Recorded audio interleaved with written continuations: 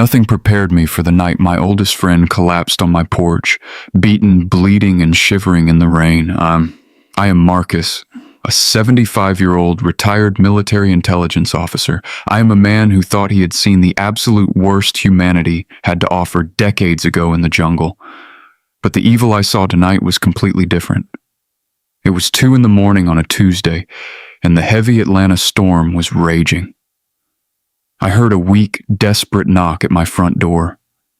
At my age, you know that absolutely nothing good comes knocking at that hour. I swung my legs out of bed, my knees aching, but my instincts were still razor sharp. I reached into my nightstand drawer, pulled out my registered sidearm, and walked silently down the dark hallway. I did not turn on any lights. I looked through the peephole, seeing a dark figure slumped against the door frame. I unlocked the deadbolt, pulling the door open, my weapon pointed at the floor, but ready to rise. The man fell forward, collapsing right into my arms. It was Isaiah, my oldest brother in arms. I quickly pulled him inside out of the freezing rain and kicked the front door shut with my heel. I lowered him down onto the living room rug. Isaiah and I went back 50 years. We bled together. This was the giant of a man who had carried me through thick mud and heavy enemy fire when my leg got shredded by shrapnel. But the man lying on my floor tonight was not the giant I knew. He was a broken shell. He was soaking wet, wearing nothing but thin pajamas and completely barefoot. His feet were scraped raw and bleeding heavily from walking on the cold asphalt. I knelt beside him, running my hands over his ribs to check for broken bones. The light spilled over his face, and my stomach turned completely sick. His left eye was swollen shut, colored in ugly shades of purple. His bottom lip was split wide open, the blood caking on his chin. There were dark, violent bruises forming around his neck. Somebody had put their hands on him. Somebody had beaten an old man mercilessly. "Isaiah," I said, my voice dropping to a harsh whisper. "Brother, who did this to you?" He could barely speak, his breathing shallow and ragged. He reached up, gripping my forearm with surprising strength. His hand was freezing cold. "I need to get you to a hospital right now," I told him. "I'm calling for help and we are getting the police over here." Before I could even reach for my phone, Isaiah slapped his bloody hand against my chest. His good eye locked onto mine with a level of pure terror I had never seen before. Not even in combat did this man look so incredibly scared. "Marcus," he gasped, coughing up blood. "No cops, please do not call the cops." I froze, staring at him. "Isaiah, you are bleeding out," I said. "You need a doctor and you need the police because someone tried to kill you tonight." He shook his head frantically, his fingers digging into my wrist like desperate claws. "No," he whispered, his voice cracking with pure panic. "He owns them and he knows people. If you call the police, he will just tell them I fell. He will tell them my mind is gone, that I'm crazy. He will lock me away in a home and I will never see the light of day again. Please, Marcus, he wants me dead so he can take it all." The air in my living room went ice cold. The man who had saved my life a lifetime ago was now begging me for his. I looked at the fear in his eyes, and I knew he was telling the absolute truth. The system is not built to protect old men when a wealthy, connected person decides to paint them as crazy. I slowly lowered my hands. "Who did this to you, Isaiah?" I asked, leaning in close so he could hear me over the heavy rain. He swallowed hard, tears mixing with the blood on his face. "Jules," he whispered, his voice breaking on the name. "My son-in-law Jules did this to me." I wrapped a thick wool blanket around his shoulders. I knew I had to move fast, but I also knew exactly what not to do. Taking him to a regular emergency room was completely out of the question. Doctors are mandated reporters, and they would call the police immediately. The police would call his daughter Kendra and her wealthy husband Jules. Jules would show up in his perfectly tailored suit, flashing his arrogant smile. He would play the concerned family member hand, the police a piece of paper claiming dementia, and they would believe every single word. They would hand my brother right back to his abuser. I was not going to let that happen. I guided Isaiah out to my old truck. The rain was hammering the windshield as I drove across town, taking the back roads toward the south side of the city. I was taking him to Andre, a former combat medic who knew how to keep things entirely off the books. The physical fight was off the table tonight, but the real war had just officially begun. I gripped the steering wheel, feeling a cold, calculated calmness wash over me. Jules thought he was playing a simple game of power, but he had no idea what was coming for him. I pulled my heavy truck into the dark alley behind a small brick building. I pounded my fist against the heavy steel door. Andre opened it immediately, taking one look at Isaiah, and stepped aside to let us in. Andre was a good man, a combat medic who spent his life patching up soldiers without ever asking unnecessary questions. We got Isaiah onto a cold metal examination table in the back room. The harsh fluorescent lights flickered above us, revealing every horrific detail of what Jules had done. Andre did not say a word at first. He just went to work with cold military efficiency. He gently cleaned the blood from the split lip of my friend. He checked his pupils with a small flashlight. Then Andre rolled up the soaking wet sleeves of the thin pajamas. I saw Andre clench his jaw tight. He stopped moving and looked over at me with hard, serious eyes. "These are not from a fall," Marcus Andre said, his voice low and steady. "Look at the bruising on his outer forearms. These are defensive wounds. Somebody was swinging at him hard, and he was raising his arms to block the hits. He was beaten." I pulled up a metal chair and sat right in front of the table. I looked Isaiah dead in the eye. The shame radiating from him was absolutely palpable. "Isaiah," I said, my voice firm but gentle, "I need to hear it from your own mouth. I need to know exactly how Jules ended up beating you half to death." Isaiah took a shaky breath, a tear rolling down his bruised cheek. He told us everything. He said Jules had been changing over the last few months. Jules had moved Isaiah into the guest suite of his own $3 million estate, claiming it was for his safety. But it was a prison. Tonight, Isaiah woke up thirsty and found Jules rummaging through his private filing cabinet. Jules was looking for bank account numbers. When Isaiah confronted him, Jules demanded his wallet, his phone, and his keys. Jules wanted complete control.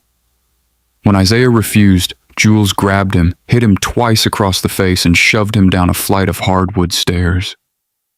Jules walked down, stepped right over him, and took everything from his pockets. Jules laughed, telling Isaiah that Kendra would never believe him because Jules had already convinced her that her father was losing his mind. As Isaiah finished the story, his breathing suddenly became rapid and very shallow. He grabbed the center of his chest, his face turning an ashy shade of gray. He squeezed his eyes shut, letting out a sharp groan of agonizing pain.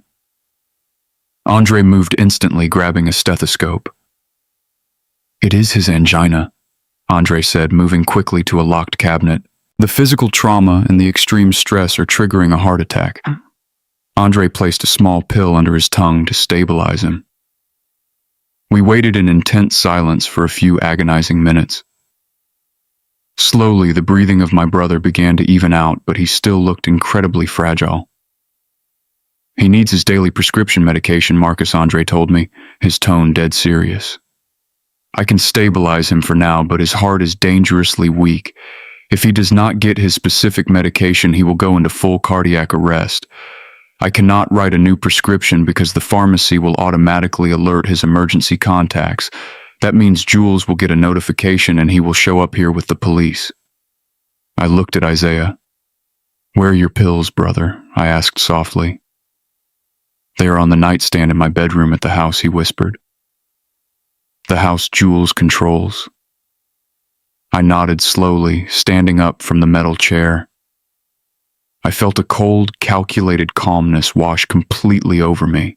I knew exactly what I had to do. I could not fight Jules with my fists tonight. I had to walk right into the den of the devil, look that monster in the eye, and get those pills, or my best friend would not survive the weekend. Keep him safe and keep him hidden, I told Andre. I will be back.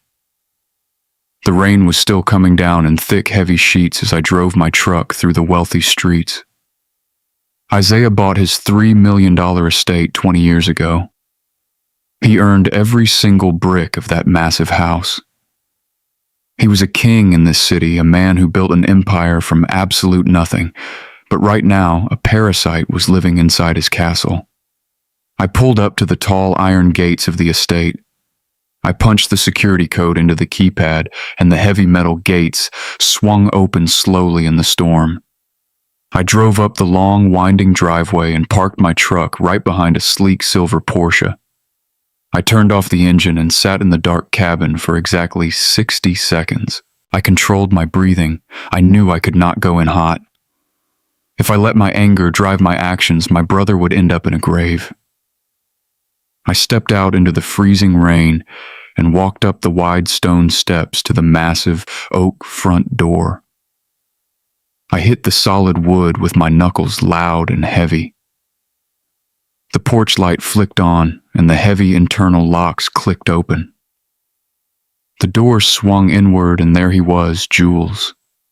He was wearing a crisp navy blue suit, his hair perfectly styled casually, holding a small porcelain cup of espresso. A thin, arrogant smile crept across his face as he looked at me. "Well, well, well," Jules said, taking a slow, deliberate sip. "Look who it is, the old war buddy. You are out a little late for a man your age, do you not think, Marcus?" I kept my hands down by my sides, completely relaxed. "I'm not here to play games with you, Jules," I told him. "Isaiah had a severe medical emergency tonight, and he needs his daily heart pills. They are sitting on his nightstand. You are going to get them and bring them to me right now." Jules did not even blink. "Isaiah is not here," he said, his voice dripping with fake concern.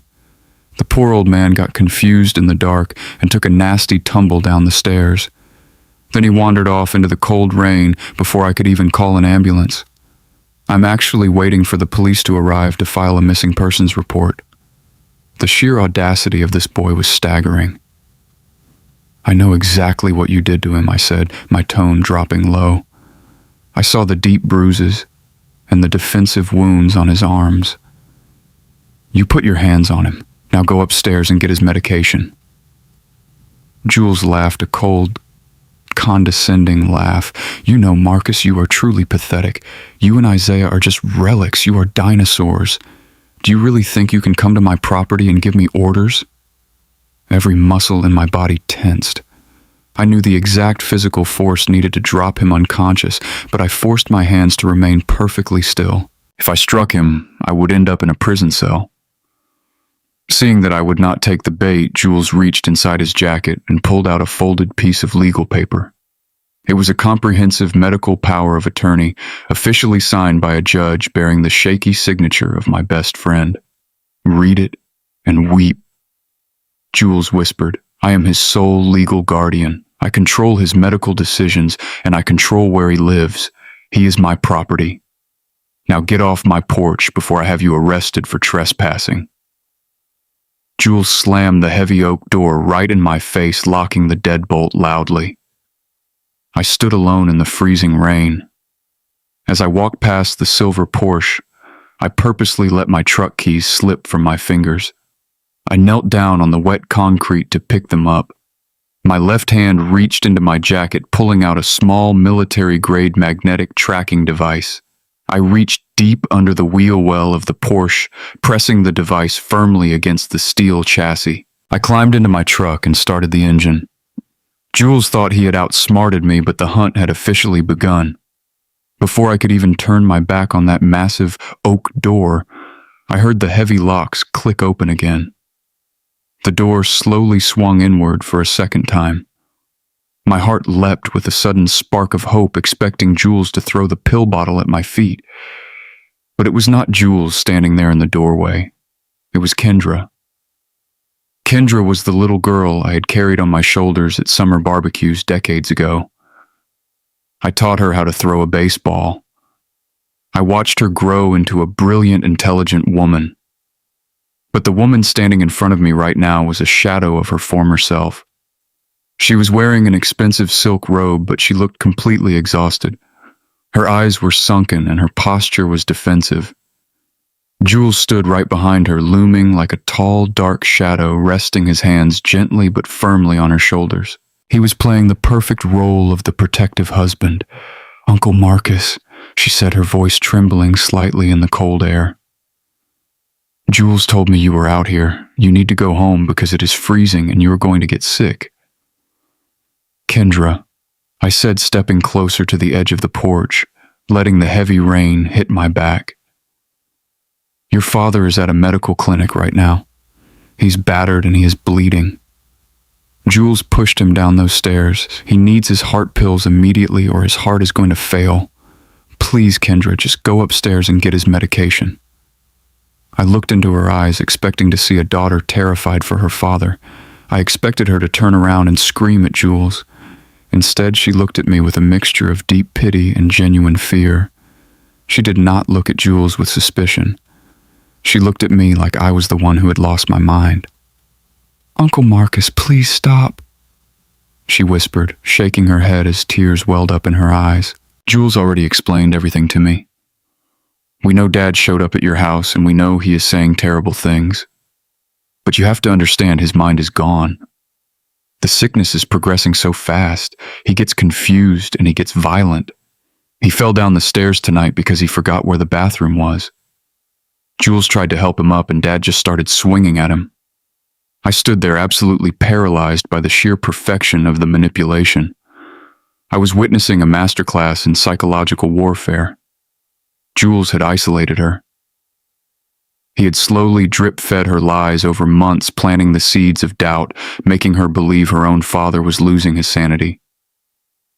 Kendra was not a bad daughter. She was a completely brainwashed victim. He did not fall Kendra. I pleaded, keeping my voice as calm and steady as possible. "He has defensive wounds on his arms. He was blocking punches. Your husband beat him." Kendra let out a quiet sob and covered her mouth. Jules squeezed her shoulders, pulling her closer to his chest. He looked over her head directly at me and gave me a smug, victorious smirk that made my blood boil. "It is the paranoia," Marcus Jules said, his voice dripping with fake sympathy. "The doctors warned us this would happen. Isaiah is hallucinating. He thinks everyone is out to get him, and now he has you believing his delusions.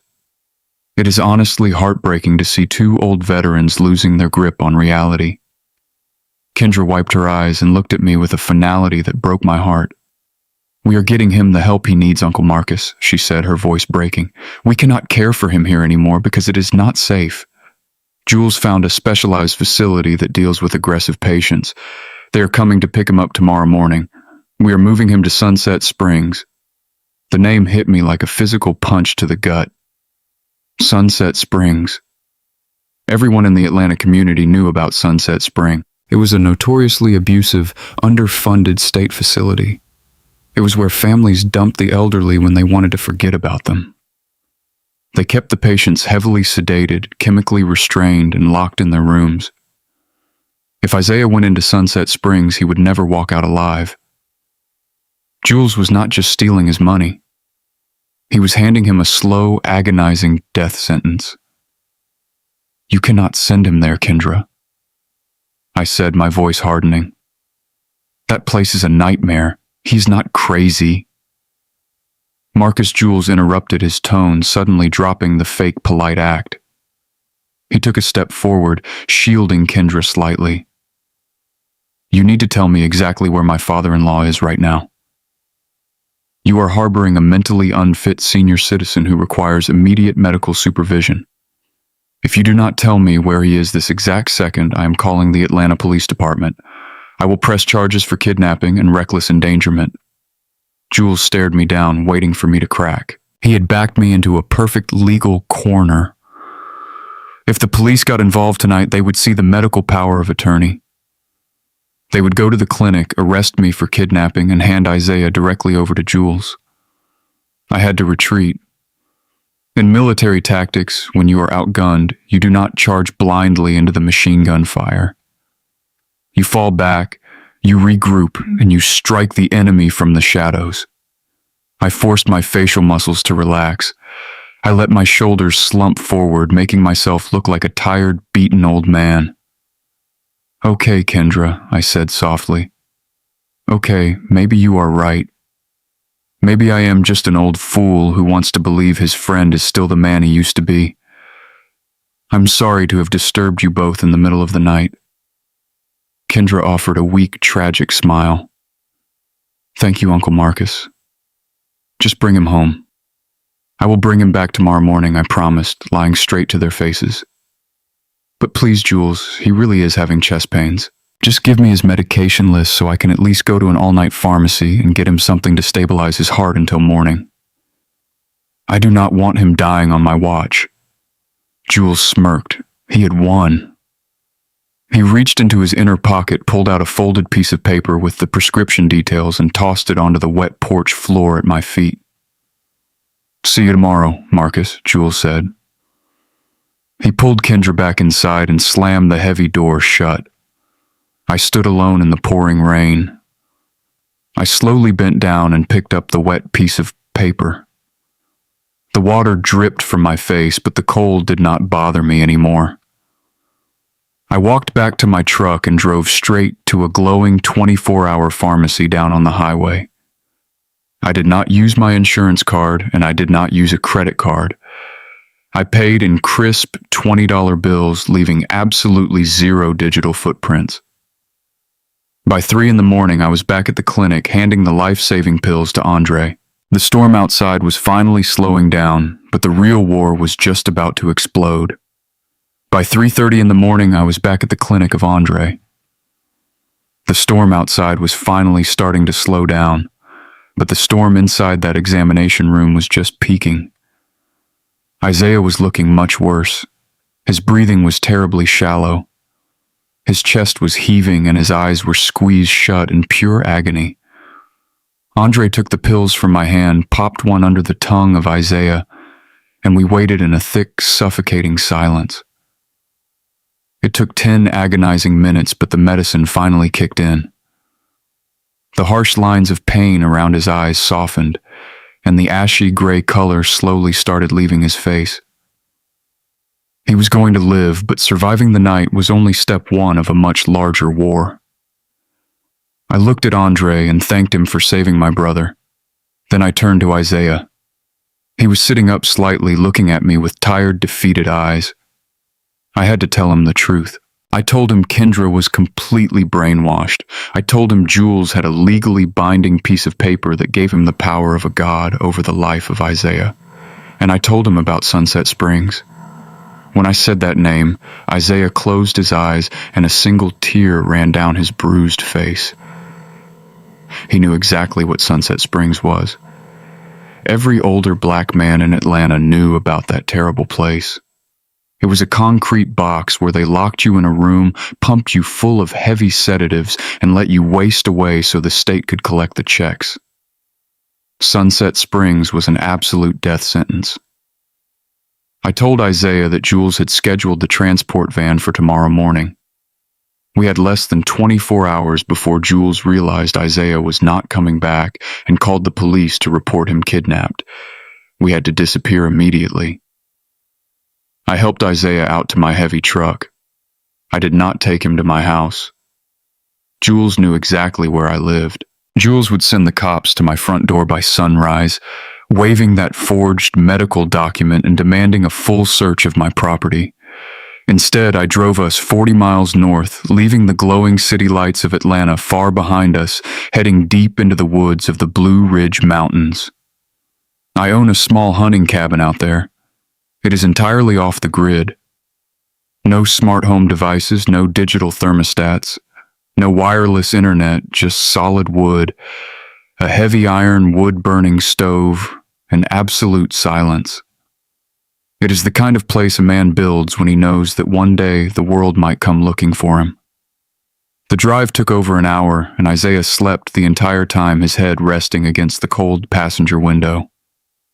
The silence in the truck was heavy, filled with the unspoken reality of our situation. We were two old veterans running from the law because the system had been completely hijacked by a greedy coward. When we finally arrived, the rain had completely stopped, leaving a thick, heavy fog rolling through the ancient trees. I got Isaiah settled into the spare bedroom, pulling a heavy quilt over his shoulders. I built a roaring fire in the iron stove to get the damp cold out of his old bones. I watched him fall asleep again, completely exhausted from the physical trauma and the deeply cut family betrayal. I walked out to the living room, locked the heavy deadbolt on the cabin door, and sat alone at the heavy wooden kitchen table. I pulled out a small metal lockbox I kept hidden under the floorboards. Inside was a cheap, prepaid burner phone, a thick stack of emergency cash, and a secondary tactical firearm. I had not turned that specific burner phone on in 4 long years, but tonight I needed a private army. I could not fight a connected hedge fund manager with just my bare hands. The law was currently on his side. The police would believe his expensive tailored suit and his forged legal papers, but I could fight him with hard, unassailable information. In the military intelligence community, you form unbreakable bonds that time, distance, and age simply cannot break. I held the dark plastic phone in my calloused hands, staring at the blank screen. By tomorrow morning, the transport van from Sunset Springs would arrive at an empty house. Jules would panic, and Jules would call the authorities. I needed to move faster than him. I needed to dig into the digital dirt of his pristine life and find the exact weapon that would completely destroy him. The safe house was secure, but the real hunt was just beginning. I dialed a number I knew by heart. The phone rang twice. A deep, gravelly voice answered the line. It was Tyrell. Tyrell and I ran counterintelligence operations together back in the day. We tracked enemy communications in places that did not officially exist on any map. Now he runs one of the most ruthless private cybersecurity firms in the entire country. He gets paid thousands of dollars an hour by massive corporations to protect their digital secrets or to absolutely destroy their competitors. He answered the phone without saying his name. I did not say mine. Tyrell. I have a hostile target, I said, keeping my voice low and steady. I need a full digital excavation. I need his bank accounts, his offshore holdings, his private communications, and his current location. I need to know absolutely everything he has ever deleted. I gave Tyrell the name Jules Sterling. I also gave him the encrypted access code to the magnetic GPS tracker I had planted under the Porsche just a few hours ago. Tyrell did not ask any unnecessary questions. He did not ask if I was in trouble. He knew if I was calling this number, it was a matter of life and death.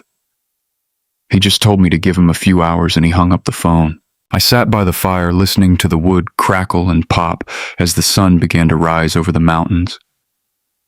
I brewed a pot of black coffee and stared out the window.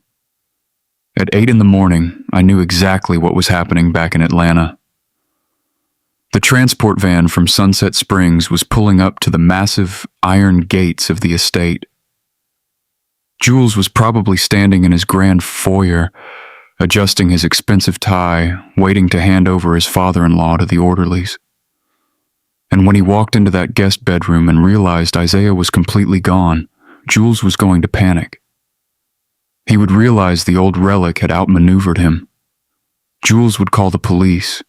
He would file a missing persons report, but I needed to know exactly what kind of monster I was dealing with before I made my next move. Jules was greedy. That was completely obvious.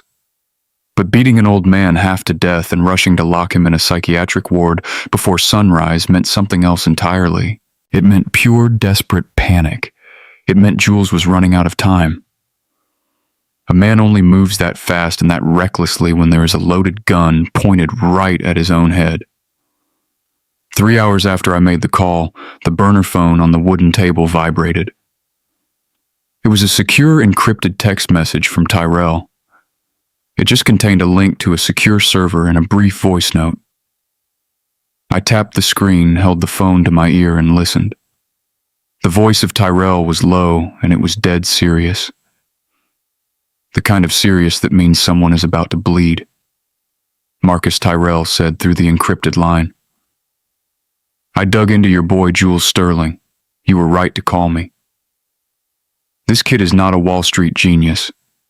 He's not even a real hedge fund manager. His entire company is a massive house of cards, and it is collapsing as we speak, but that is not the worst part. Marcus. This kid is a dead man walking. I sat in the heavy wooden chair listening to Tyrell speak. The fire in the iron stove crackled, filling the room with warmth, but my blood ran completely cold as the truth poured out of the speaker. When you are in military intelligence, you learn that every enemy has a breaking point.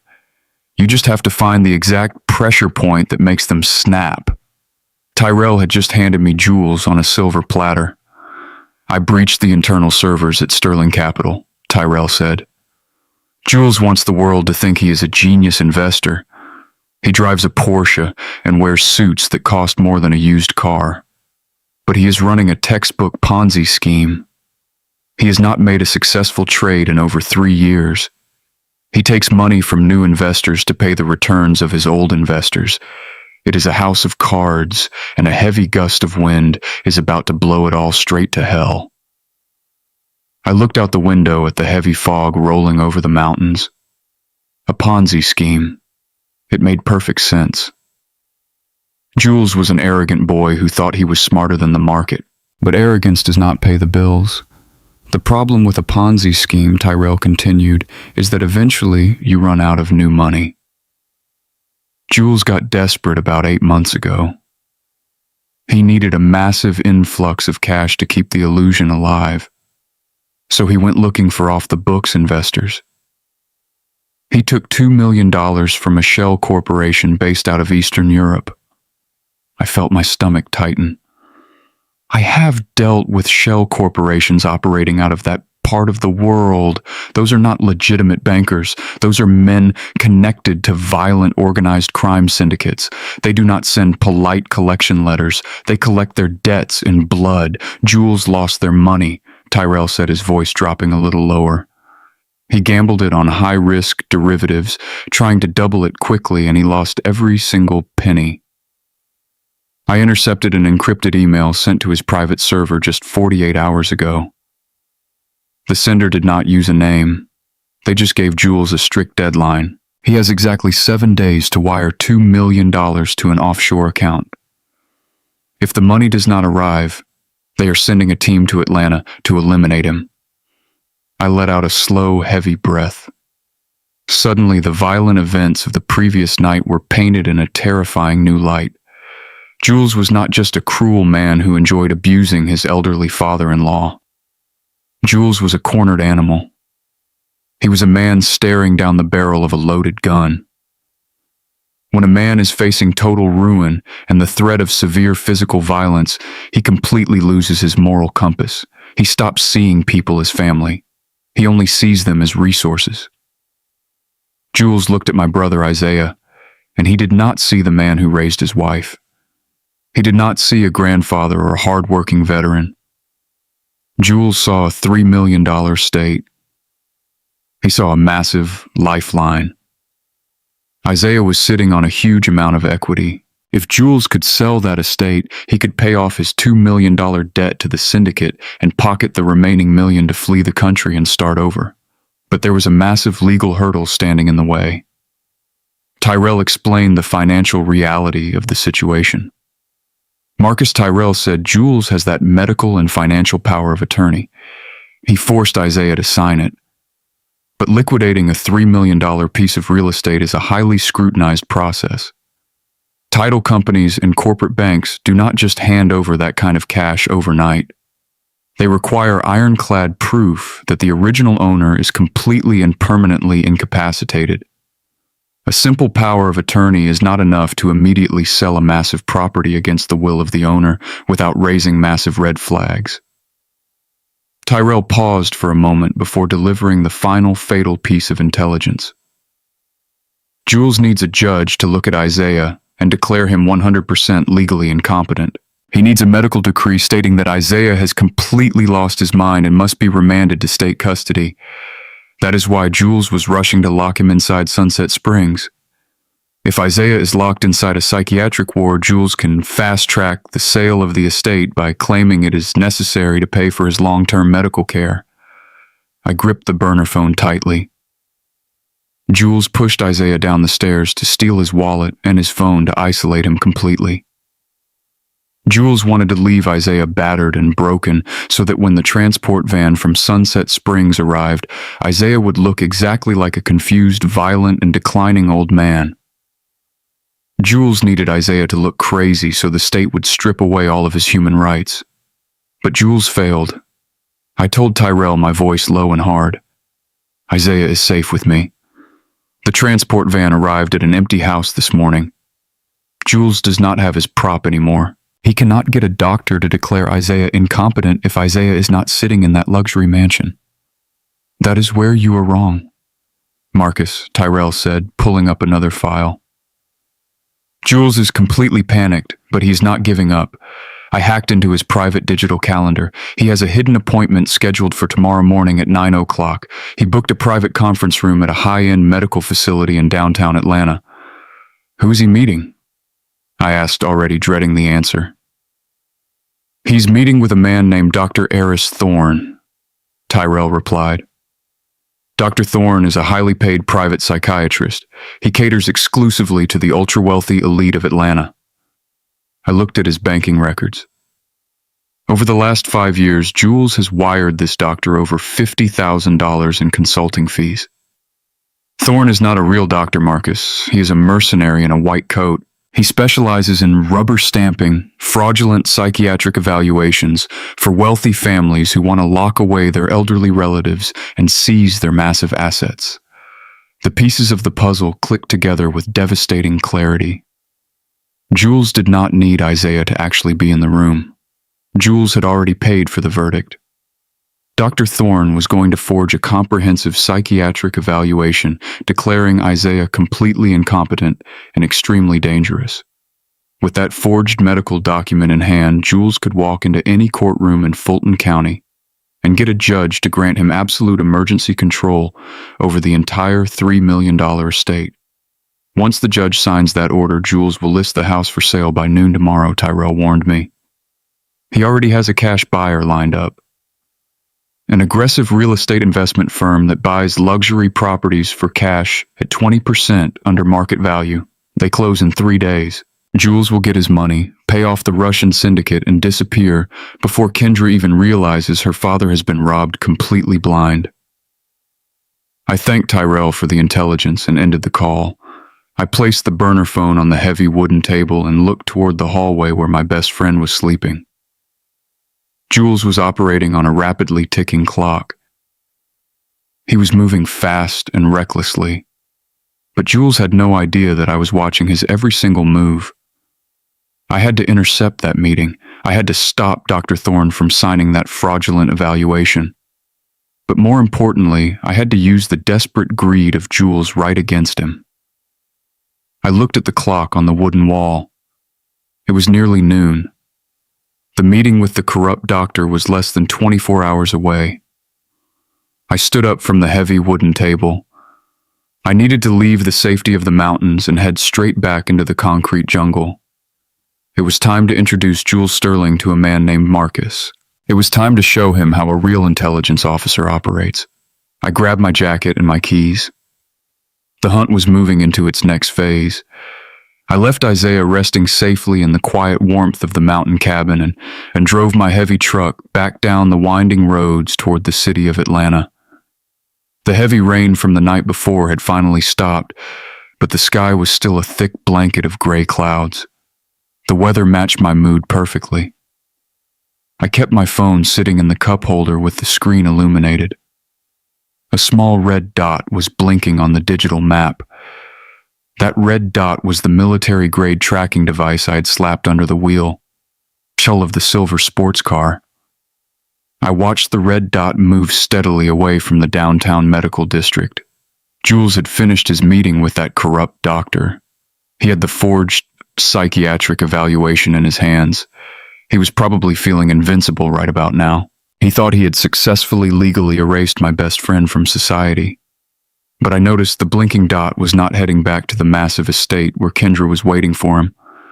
It was moving north toward a highly exclusive district filled with luxury high-rise condominiums and upscale retail stores. I merged onto Interstate 85, pushing my old engine to keep up with the flow of city traffic. I was not playing the role of a concerned friend anymore. I was operating as a fully activated intelligence officer. When a hostile target deviates from their expected pattern, you do not ignore it. You follow them into the dark, and you see what kind of secrets they are trying to hide. I exited the highway and navigated the busy streets until the GPS tracker showed the car of Jules parked inside a secured underground garage beneath a towering glass residential building. I parked my truck across the street. I had a clear, unobstructed view of the main lobby doors. I reached into the back seat and pulled out a high-powered digital camera with a heavy telephoto lens. In my line of work, you never rely on your memory. You rely on hard, undeniable visual evidence. I sat in the dark cabin of my truck and I waited. I did not move a single muscle. Stakeouts require a level of patience that most normal people simply do not possess. You have to ignore the cramp in your back and the hunger in your stomach. You just lock your eyes on the target area and you breathe. 20 minutes later, the heavy glass doors of the lobby slid open. Jules walked out onto the sidewalk. He had taken off his expensive suit jacket and unbuttoned his collar. He looked completely relaxed. A few seconds later, a young woman walked out of the building and joined him. I lifted my camera and peered through the viewfinder, zooming in tight on her face. She was young, maybe 25 years old. She had long blonde hair and was wearing a tight designer dress that cost more than most people make in a month. She did not look like a dangerous Russian mobster coming to collect a massive debt. Jules turned to her and smiled a genuine, relaxed smile. She wrapped her arms around his neck and pulled him close. Right there on the busy sidewalk in broad daylight, they kissed passionately. I pressed the shutter button rapidly, capturing dozens of high-resolution images. My blood boiled hot with a fresh wave of pure anger. Jules was not just beating his elderly father-in-law. He was not just stealing millions of dollars from his investors. He was thoroughly and completely betraying Kendra. Kendra was sitting alone in a massive empty house right now, crying her eyes out because she thought her father was losing his mind. She was leaning on Jules for emotional support, while Jules was out in the city, spending her family money on his young mistress. I lowered the camera and sent the images directly to Tyrell through the encrypted burner phone. I told Tyrell to run a facial recognition scan on the young woman and tear through every single digital footprint she had left on the internet. I needed a name, and I needed to know exactly how she fit into this massive web of lies. I sat in my truck and watched Jules kiss his mistress one last time before getting back into his sports car and driving away. I waited another 45 minutes before the burner phone vibrated in my hand. Tyrell did not waste any time with a greeting. He just started delivering the intelligence with absolute precision. "Her name is Chloe," he said through the speaker. "She is 25 years old. She lives in that luxury building, but she definitely does not pay the rent herself. The lease is held by a shell company connected to Sterling Capital. Jules has been paying for her lifestyle for over a year, but that is not the most interesting part, Marcus." I stared out the windshield at the glass building. "Tell me the rest," I said. "Chloe is not just a mistress," Tyrell explained. "She's on the official payroll at Sterling Capital. She's a paralegal. She works directly under the lead corporate attorney of Jules. I just hacked into her personal and professional email accounts, and Marcus, we just found the smoking gun." My grip tightened on the phone. "What did you find, Tyrell?" I asked.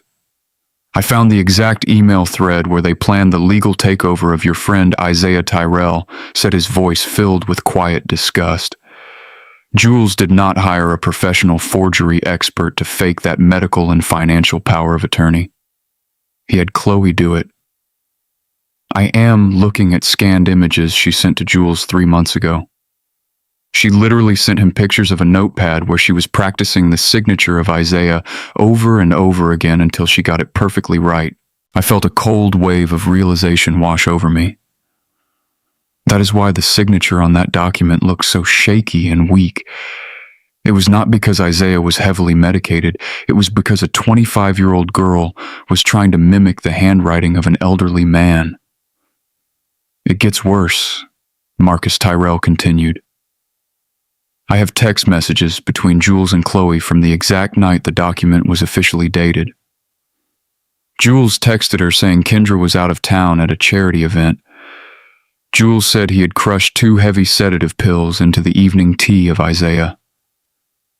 He waited until Isaiah was completely unconscious in his bed. Then Jules brought Chloe into the house through the back door. She brought the official notary stamp of her boss, which she had stolen from the law office. They sat at the own dining room table of Isaiah, stamped the forged document, and made Jules the absolute master of his entire life. The sheer calculated evil of their plan took my breath away. They poisoned my best friend in his own home. They forged his name while he was sleeping defenseless in his bed. Send me every single email and every text message I told Tyrell. Package it all into a secure encrypted file. You got it, Tyrell said. You have everything you need now, Marcus. You can take this hard drive straight to the district attorney. The police will arrest Jules and Chloe before dinner time. I sat in the silence of my truck. For a brief moment I thought about driving straight to the police precinct, but I knew how the American legal system actually works for wealthy men in tailored suits. Jules would hire ruthless defense attorneys. They would delay the process for years. Isaiah did not have years, and Jules had a deadly deadline from the Russian mob. If Jules heard a whisper of police, he would flee the country instantly. I could not let the slow grinding wheels of justice give him a window to escape. I needed to trap Jules inside his own greed. I told Tyrell to start building a fake financial portfolio for me. I needed offshore routing numbers, fake tax returns, and a completely fabricated corporate history. I was no longer just Marcus, the tired old veteran. I was about to become Marcus, the extremely wealthy Texas oil logistics mogul.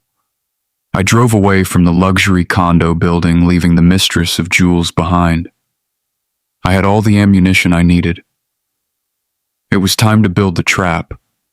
It was time to go hunting in the belly of the beast. In the military, they teach you how to become invisible. You learn how to disappear into the mud and the shadows so the enemy walks right past you. But in the world of high finance and corporate thieves, camouflage works completely differently. If you want to trap a greedy man, you do not hide in the dark. You stand in the brightest light possible and you cover yourself in gold. You make yourself look like a walking bank vault. Jules Sterling was desperate for $2 million to save his own life from a ruthless syndicate. I was going to wave $15 million right in his face. I was going to make myself the most irresistible piece of bait he had ever seen. Most people in Atlanta looked at me and just saw an old black man with a slight limp who drove a beat-up truck. They thought I was just another tired veteran living off a small government pension. They did not know that I took every single paycheck from my military career and my highly paid private security consulting days and quietly invested it. I bought real estate in developing neighborhoods and put money into mutual funds over the course of 50 years. I lived simply because I never needed to show off, but today I needed all of my resources. I drove my truck to my private wealth management bank in downtown Atlanta. I walked past the regular teller lines and went straight into the glass office of my financial advisor. I sat across his mahogany desk and told him I needed to liquidate a large chunk of my quiet assets immediately. I told him I needed heavy liquid cash and a premium credit line with absolutely no limits. He looked surprised, but he knew better than to ask a retired intelligence officer unnecessary questions. I signed the heavy stack of transfer papers and walked out of that bank holding a sleek metal platinum card. First, I needed the armor. A predator like Jules Sterling judges a man entirely by the label on his clothes and the weight on his wrist. I drove to the most exclusive luxury menswear boutique in the wealthy district. It was the kind of place where a man in a vest hands you a glass of aged bourbon the moment you walk through the thick glass doors.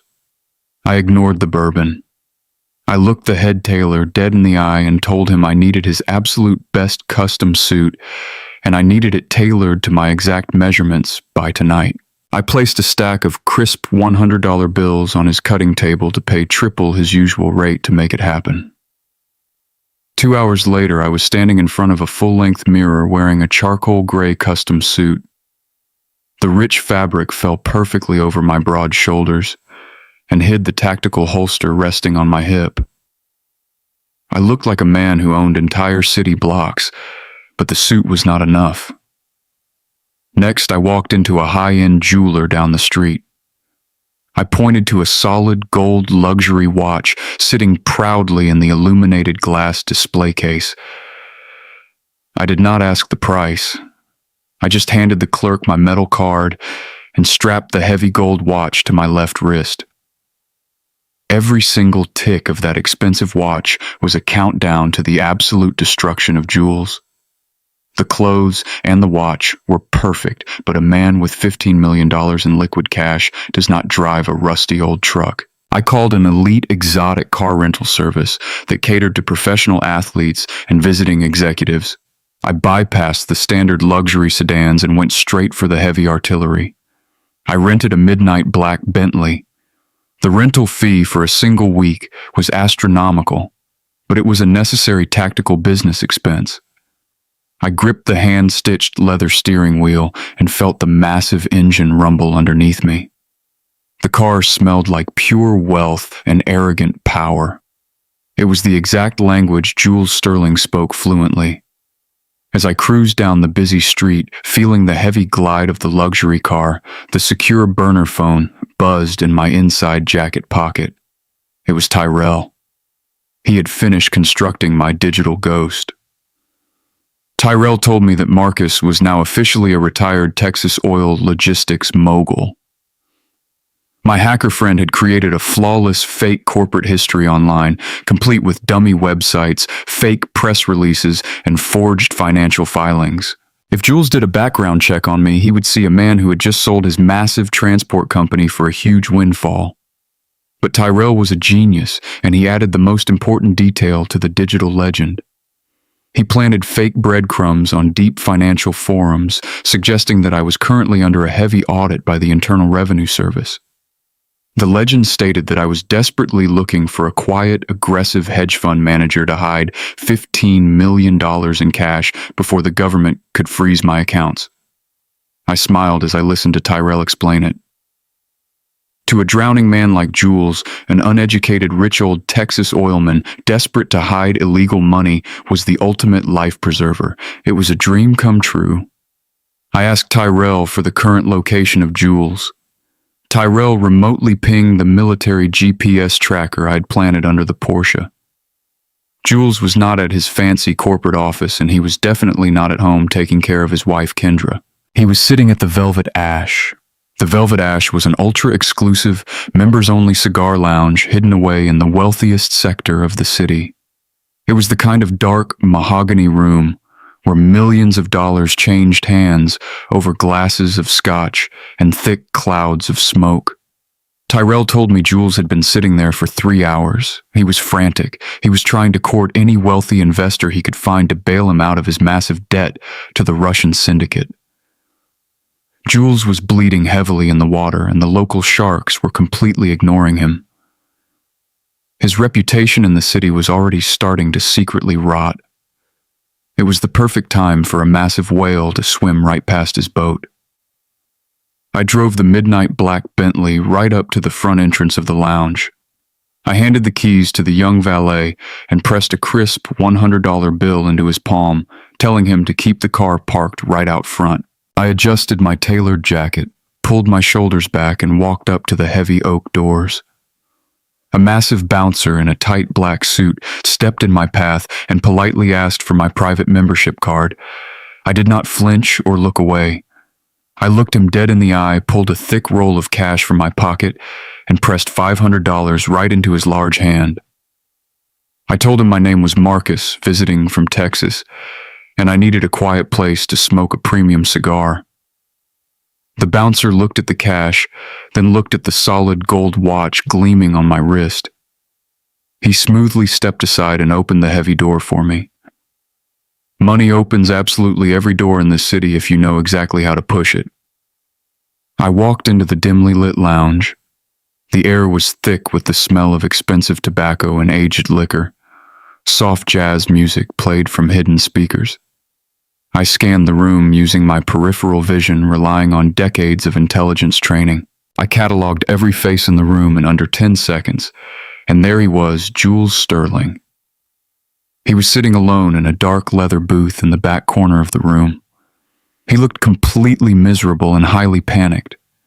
His expensive tie was loosened and his hair was slightly messy. He was staring deeply into a glass of whiskey like it held the answers to all his life or death problems. He was checking his phone every 5 seconds, probably terrified of a threat from his syndicate creditors. He was a broken man trying to hold on to his arrogant facade. I did not walk over to him. In the jungle, you never chase the prey because running makes them suspicious. You make the prey come to you. I walked over to the main mahogany bar located just 10 feet away from his booth. I sat down on a heavy leather stool right in his direct line of sight. The bartender approached me, holding a clean glass. I ordered their absolute most expensive single malt Scotch neat and requested their best premium cigar. I made sure to flash the heavy gold watch as I rested my arm confidently on the polished wood bar. I took a slow sip of the burning liquor and waited. I could feel his desperate eyes slowly drift toward me. He noticed the custom-tailored suit. He noticed the gleaming watch. He noticed the quiet, powerful confidence of a man who had money to burn. His predatory instincts were slowly kicking in, overriding his panic. He was looking at me like a starving wolf looking at a fresh piece of meat, but he still needed a final push to get up from his table. I reached into the inner pocket of my suit jacket and pulled out my secure burner phone. I dialed Tyrell. The line connected instantly. I told Tyrell to stay completely quiet on the other end of the line and just listen to the performance. I took a deep breath and let a heavy, thick Texas drawl slip into my vocal cords. I raised my voice just enough to cut through the soft jazz music, ensuring that my words would carry exactly 3 tables down to where Jules was sitting. I spoke with the deep, heavy frustration of an old, uneducated man who suddenly had way too much money and far too many problems. I yelled into the phone, telling my fake business partner that the Internal Revenue Service was breathing right down my neck after the massive buyout of our oil logistics company. I complained bitterly about the federal government trying to steal my hard-earned money. I said I had $15 million sitting in heavy liquid cash, and the traditional corporate banks were moving way too slow to protect it. I slammed my heavy hand down on the polished mahogany bar, making the ice clink in my glass. I told the empty phone line that I needed a hungry, aggressive, and highly discreet money manager who knew how to hide wealth legally, and I needed one right now. I said if I did not find a private hedge fund by tomorrow morning, I was going to take my $15 million and bury it out in the desert. I ended the fake call with a loud, annoyed grunt and placed the phone face down on the bar. I let out a heavy, dramatic sigh and took another slow sip of my scotch. I did not turn my head to look at Jules. I simply watched his reflection in the polished mirror behind the bar. The physical transformation of Jules Sterling was absolutely incredible to watch. The moment the words $15 million in liquid cash left my mouth, Jules stiffened in his leather booth. His posture completely changed. The pure naked panic on his face was instantly replaced by a rabid predatory hunger, He had just heard a tired, grumpy old Texas oilman complain about having a massive fortune with no place to hide it. To a desperate, collapsing fraudster like Jules, this was not just a lifeline. This was a winning lottery ticket falling right into his lap. I saw him sit up straight and run his hands through his perfectly styled hair. He adjusted his expensive necktie and took a deep breath to compose himself. He was preparing to make his move. I kept my eyes focused on my glass, letting him come to me. I heard the soft thud of his expensive leather shoes walking across the carpet. He stopped right next to my stool at the bar. I was holding my premium cigar in my right hand. Jules pulled a sleek silver lighter from his suit pocket. He noticed my cigar was running low on heat. He smoothly flicked the lighter and offered me a tall, steady flame. I looked at the flame and then slowly turned my head to look at him. I gave him a cold, suspicious stare. I leaned in and took a drag from the cigar, letting the smoke fill my lungs before blowing it out slowly. Jules smiled his absolute best $1,000,000 smile. It was the same slick, charming smile he used to manipulate Kendra, and the exact same smile he used when he shoved Isaiah down those hardwood stairs. He introduced himself in a smooth, confident voice. He said his name was Jules Sterling, founder and chief executive officer of Sterling Capital. He apologized politely for intruding on my evening, but said he could not help but overhear my phone conversation. He lowered his voice, playing the role of the exclusive insider, and said he specialized in helping self-made men protect their massive wealth from excessive government taxation. I did not smile back. I looked him up and down with intense, visible judgment. I let my eyes rest on his soft, manicured hands and his overly perfect hair. I let out a low, grumbling sound of disapproval. I told him my name was Marcus. I said I spent 40 years hauling heavy oil pipes across the blistering hot Texas desert. I told him I built a massive logistics empire with my own 2 bare hands and a whole lot of blood while boys like him were still sitting in classrooms reading textbooks. I played the persona of a tough, uncompromising dinosaur who absolutely hated modern finance. I told Jules that I did not trust young guys in fancy suits who played with imaginary numbers on computer screens. I said the last guy in a suit who tried to manage my corporate accounts ended up wasting my time and losing my money. I made sure to act completely unimpressed by his presence.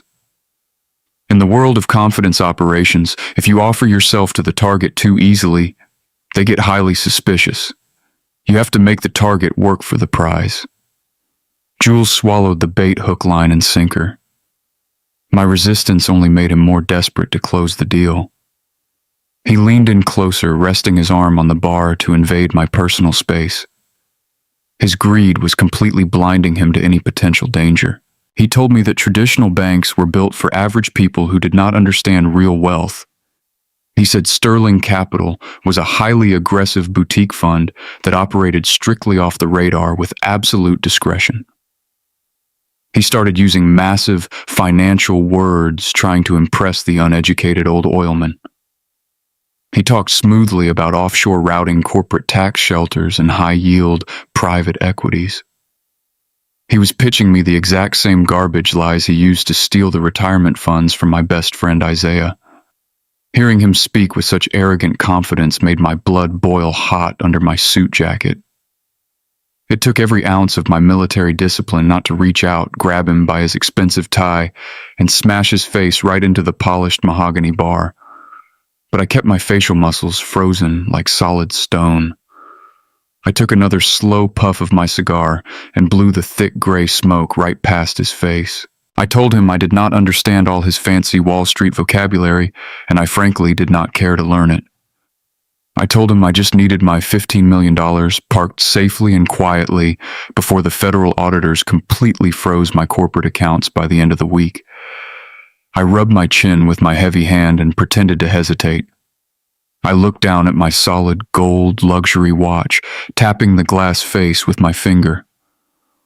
I told him I was leaving the city by tomorrow night, and I needed to make a final decision immediately. Jules practically tripped over his own words trying to secure the meeting. He could smell the money, and it was making him reckless. He pulled a thick, embossed business card from his inner jacket pocket and placed it gently on the bar right in front of my drink. He invited me to his private corporate office tomorrow morning at 10 o'clock sharp. He promised he would personally clear his entire daily schedule to give me a private portfolio review. He swore, looking me dead in the eyes, that he could show me exactly how to secure my wealth and hide it from the government in a matter of hours. I picked up the expensive business card between my fingers. I looked at it skeptically, turning it over a few times. I looked back at Jules and let a slow, reluctant nod form on my head. I told him I would be at his office at 10 in the morning, but I warned him, leaning my large frame toward him, that if he wasted my time with useless presentations, I would walk right out of his glass doors and take my $15 million to somebody else. Jules smiled that arrogant, sickening smile again. He promised me I would not be disappointed by what Sterling Capital could do for me. He extended his soft hand. I reached out and shook it. His grip tried to be firm, but I could feel his palms sweating profusely.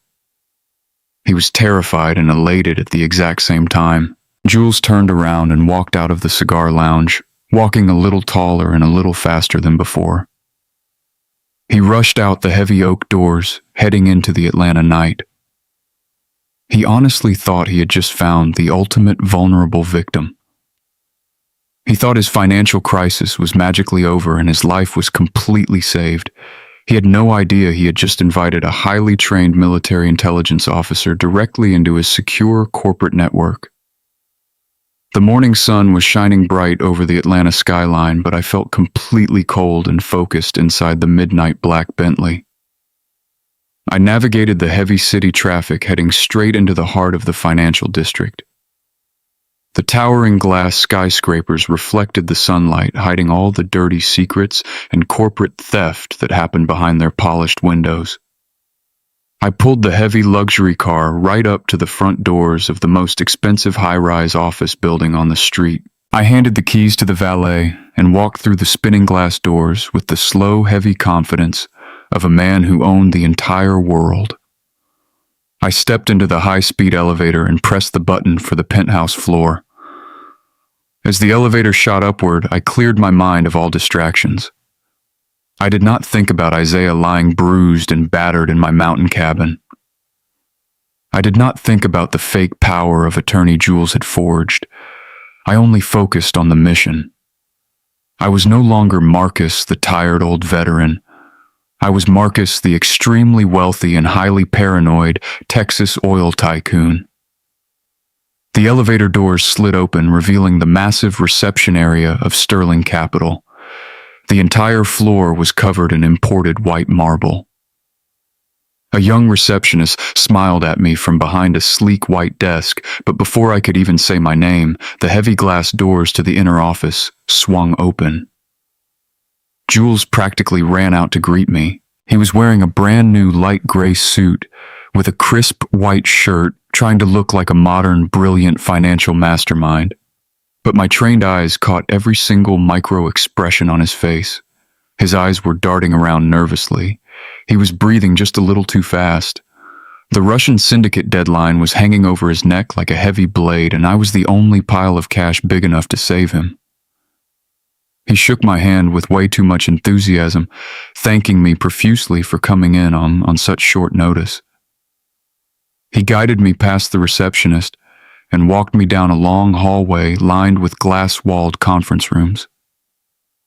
The office looked incredibly busy and successful, but thanks to Tyrell, I knew it was all a giant theater. The people sitting at those computers were not making high-yield trades. They were just moving money around in a collapsing Ponzi scheme to keep the lights on. Jules led me into his private corner office. It was a massive room with floor-to-ceiling windows, offering a panoramic view of the entire city. He had a huge mahogany desk in the center of the room, completely clear of any clutter except for a single high-end laptop computer connected to two massive monitors. That laptop was the central nervous system of his entire fraudulent empire. That was my exact target. The Trojan horse was officially at the gates, and I was about to burn his empire straight to the ground. Jules invited me to sit in a plush leather chair right in front of his massive mahogany desk. He walked around to his side and immediately launched into his carefully rehearsed sales pitch. He pressed a button on a small remote, and the smart glass on his windows instantly darkened, blocking out the bright sun and creating a highly private, secure environment. A large digital screen dropped down from the ceiling, displaying the shiny corporate logo of Sterling Capital. He started talking extremely fast, throwing around massive financial terms and highly complicated economic theories. He showed me colorful graphs going up and down, talking about offshore tax havens, derivative markets, and aggressive corporate restructuring. He was trying to overwhelm me with his sheer brilliance. He wanted to make me feel small and uneducated, so I would just hand over my money and let him do all the thinking. But I did not let him control the room. The moment he started talking about global equity trends, I raised my heavy hand and stopped him dead in his tracks.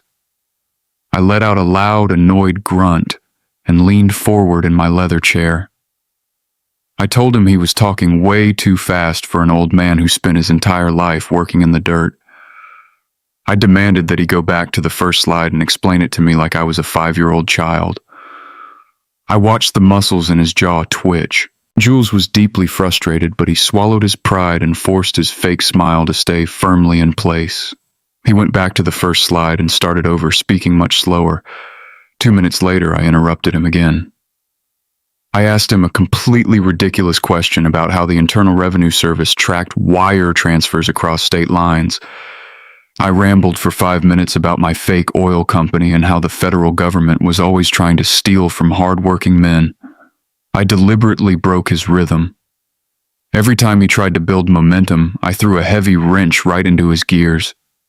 I played the role of a stubborn, ignorant dinosaur perfectly. I made him repeat simple concepts 3 or 4 times, complaining that his fancy Wall Street words meant absolutely nothing to a man from Texas. The psychological warfare was working beautifully. I could see small beads of sweat forming on his forehead just below his perfect blonde hair.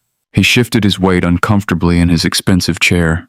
He was desperate to close this massive deal today, but he was dealing with a client who refused to be rushed. I was draining his patience, making him highly desperate and incredibly careless.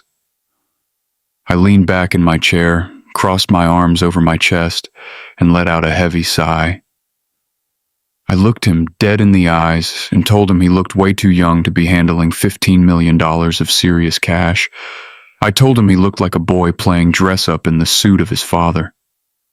I said the men I used to do business with had calluses on their hands and gray in their beards.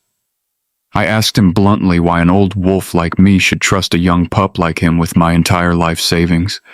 It was a direct insult designed to trigger his massive ego. Jules completely took the bait. He sat up straight and leaned over his mahogany desk. His voice lost that smooth salesman tone and became sharp and arrogant. He wanted to prove to the old man that he was a technological god. He told me that age did not matter in the modern financial world. He said security and digital infrastructure were the only things that kept money safe from the federal government. He pointed proudly to his high-end laptop and his massive monitors. He bragged that Sterling Capital possessed a military-grade encrypted network.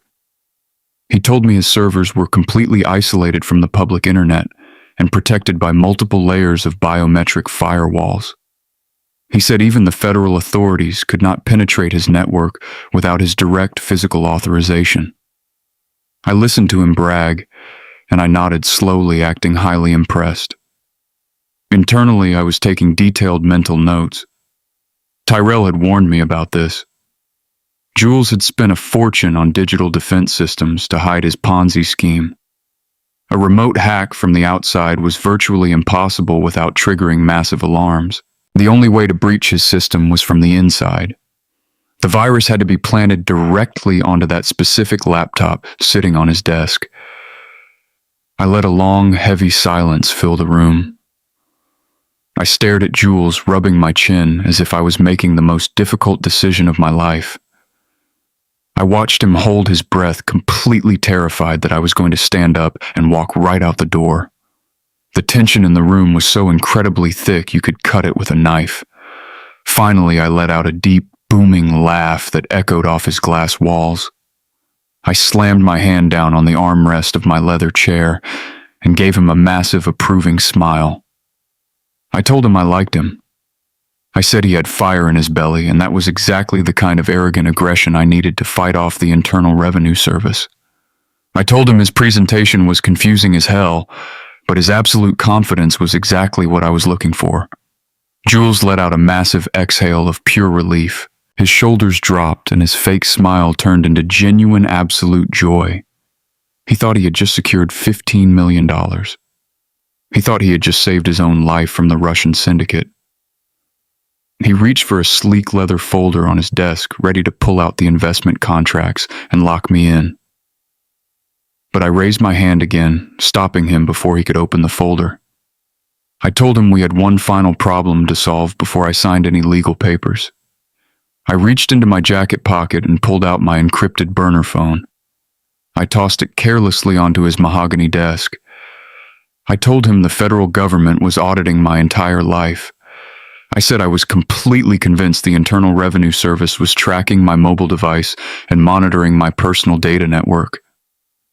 I told him I refused to log into any of my private financial accounts using my own phone because I did not want to trigger a federal freeze on my liquid assets. Jules looked at my phone and then looked back at me. He nodded quickly, eager to accommodate my intense paranoia. He told me I was completely right to be cautious. I leaned forward, resting my elbows on his desk, looking at him with intense, serious eyes. I told him my $15 million was currently sitting in a highly secure temporary holding portal operated by a private Swiss bank. I said the money was ready to be wired directly into his corporate accounts today, but I told him I was an old school man who did not sign blank checks. I needed him to see the money with his own two eyes so he knew exactly who he was dealing with. I pointed a heavy finger directly at his encrypted laptop. I told Jules that since his network was completely untraceable and hidden behind military-grade firewalls, I wanted to use his computer.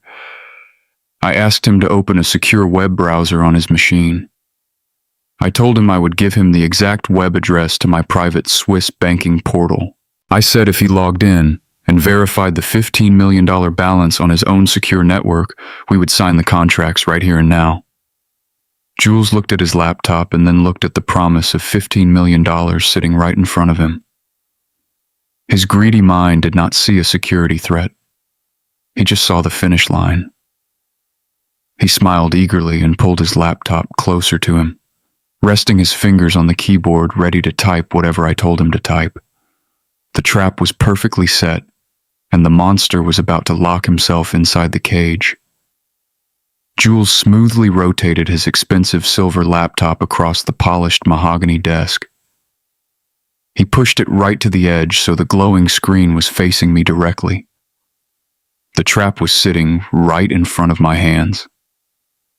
In all my years of military intelligence, I have learned that the most dangerous moment of any operation is not when the bullets start flying. The most dangerous moment is the absolute dead silence right before the trigger is pulled. If you breathe too fast, the enemy notices. If your eyes dart to the wrong place, the entire mission is completely compromised. I kept my breathing perfectly level. I looked at the illuminated keyboard and then I looked up at Jules. His eyes were wide with pure naked greed. He was practically vibrating in his expensive leather chair.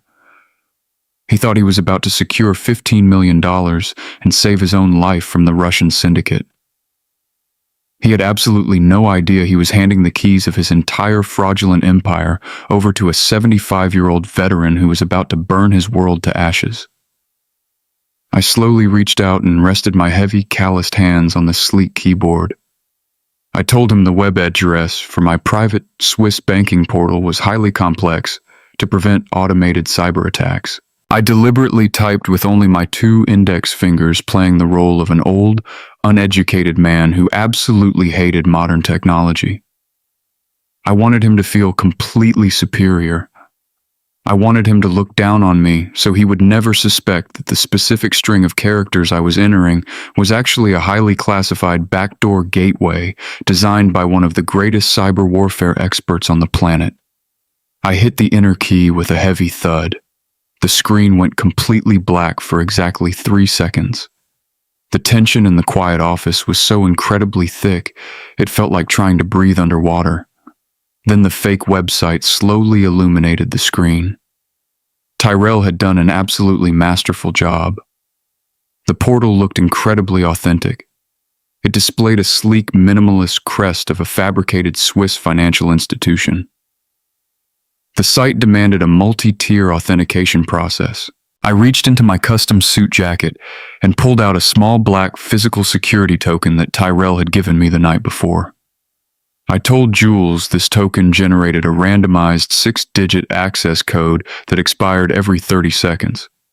I read the numbers off the small digital display and slowly typed them into the portal. I hit the final confirmation button and leaned back in my chair, crossing my arms over my chest. The web page refreshed, and a massive financial dashboard appeared on the screen. Right in the center in bold black letters was the total available liquid balance. $15 million down to the exact penny. I watched the reaction of Jules very carefully. His entire body physically reacted to the sight of those massive numbers. His jaw went completely slack, his pupils dilated. A sharp breath escaped his lips. For a man who was drowning in millions of dollars of mob debt, seeing that much liquid cash sitting on an unprotected screen was like handing a canteen of ice water to a man dying of thirst in the scorching desert. He was completely mesmerized. He leaned closer to the monitor, his eyes tracking the fake transaction histories and the fabricated holding accounts Tyrell had built into the interface. He was not looking at a computer screen anymore. He was looking at his absolute salvation. He was looking at his golden ticket right out of the country. I let him stare at the money for a solid 10 seconds. I wanted the greed to completely paralyze his rational thinking. Then I told him that in order to initiate a secure wire transfer to his corporate accounts, the Swiss portal required the receiving financial institution to verify their internal routing protocols. I told him he needed to click the bright blue button on the screen that said, "Verify Institutional Receiver." I told him it was just a standard security handshake to make sure his military-grade firewalls could safely accept the massive transfer without triggering an international money laundering alert. Jules did not even hesitate. He did not ask his compliance department. He did not run a basic security scan. His brain was entirely hijacked by the $15 million. He reached across the desk, grabbing his wireless mouse. His hand was actually shaking as he moved the cursor across the screen. He hovered the small white arrow right over the blue verify button. He looked at me one last time, seeking my final approval. I gave him a slow, firm nod. Jules clicked the button. The moment his finger pressed down on that mouse, the digital Trojan horse was officially unleashed. The blue button changed to a loading circle, spinning slowly in the center of the screen. Jules thought he was initiating a secure financial handshake. But what was actually happening behind that fake loading screen was a full-scale digital invasion. The custom malware of Tyrell had just bypassed the first layer of biometric security. The virus was aggressively burrowing into the central nervous system of Sterling Capital. It was actively hunting for the hidden ledgers, the offshore bank transfers, the fake client portfolios, and the forged medical documents Jules had used to steal the estate of Isaiah. But I knew the operation was not over yet. Tyrell had warned me the night before that the servers were highly protected by aggressive countermeasures. Tyrell said the virus needed exactly 60 seconds of uninterrupted connection to completely clone the hard drive and transmit the data back to our secure location. If Jules closed the browser or refreshed the page before the 60 seconds were up, the connection would break and the virus would instantly self-destruct. To prevent detection, I had to keep the portal open. I had to keep Jules completely distracted for 1 full minute, while the invisible progress bar climbed to 100%. Jules stared at the spinning loading circle on the illuminated laptop screen. He frowned slightly, his brow furrowing in confusion. He asked me why the verification process was taking so incredibly long. He said his servers usually processed external handshakes in a matter of milliseconds. He reached his soft hand back toward the wireless mouse, getting ready to click the refresh button. I had to stop him immediately. I let out a loud, irritated groan and started patting down the front pockets of my custom charcoal suit. I slapped my chest and my sides, acting highly frustrated. I told Jules I could not read the small print on the bottom of the screen. I said my eyes were getting old and I needed my prescription reading glasses to verify the routing numbers. I stood up from the plush leather chair, making a huge physical distraction. I checked my pants pockets, pulling out my wallet and my keys, tossing them loudly onto his polished mahogany desk. Jules pulled his hand away from the mouse and looked at me with a highly confused expression. He told me to please sit down and relax.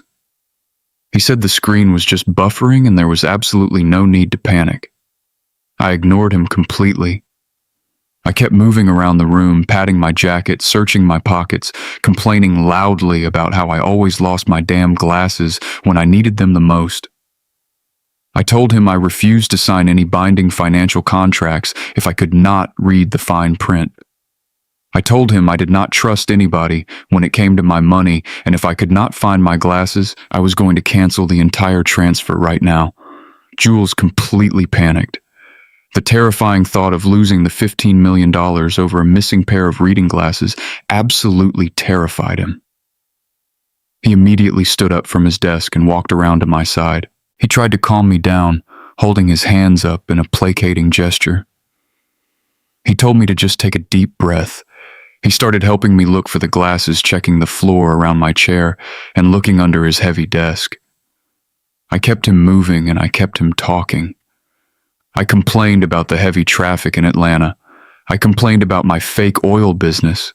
I kept his attention entirely focused on the crazy old billionaire standing in his office and completely away from the laptop screen sitting behind him.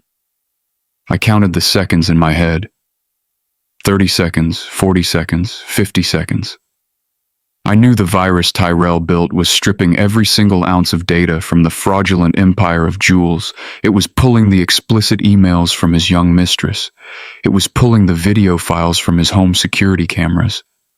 Every single dirty secret Jules Sterling had ever tried to hide was being packaged and sent directly into my hands.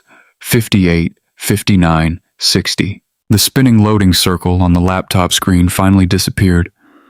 A bright green check mark appeared in its place with a message that read, "Institutional verification complete."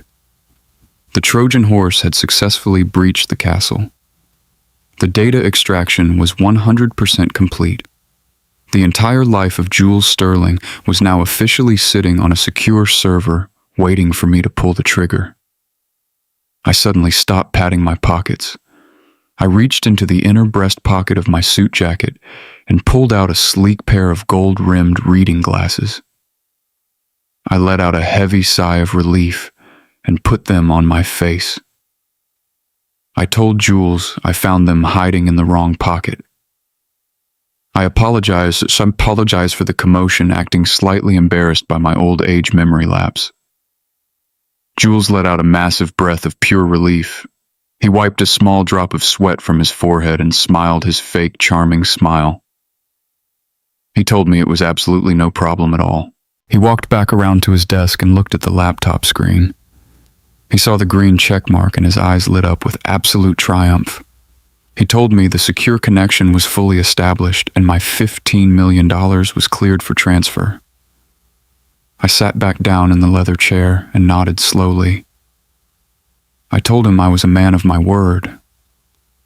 I said the money was ready to move, but I needed the final physical contracts drawn up by his legal team. I told him I wanted to sign the actual paperwork in person because I did not believe in digital signatures. Jules closed the laptop and leaned over his desk, resting his knuckles on the polished wood. He looked at me with the ultimate arrogance of a man who thinks he has just won the entire world. He told me he completely understood my old school values. He said he had the perfect venue to finalize our massive partnership. Jules told me he was hosting a highly exclusive charity gala this coming Saturday night. He said the event was being held in the grand ballroom of the most expensive hotel in downtown Atlanta. He said all of the most powerful politicians, investors, and elite members of society would be there, including his beautiful wife, Kendra. He smiled and said he wanted to officially introduce me to the city as the primary strategic partner of Sterling Capital. He invited me to attend the gala as his personal guest of honor.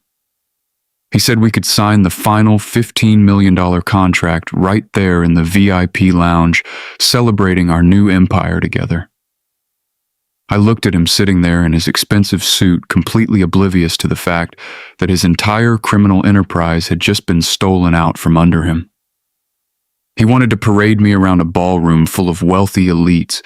He wanted to show off his newest victim to the entire world. He was giving me the exact stage I needed to execute him publicly. I gave him a slow, deliberate nod. I reached out and shook his soft, manicured hand one more time. I told him I would be absolutely honored to attend his charity gala this weekend. I told him to have the paperwork ready because Saturday night was going to be a night that neither of us would ever forget. I turned around and walked out of his corner office, leaving him to celebrate his imaginary victory. I walked down the long hallway, past the fake financial analysts, and took the high-speed elevator all the way down to the street level. The valet brought my midnight black Bentley around.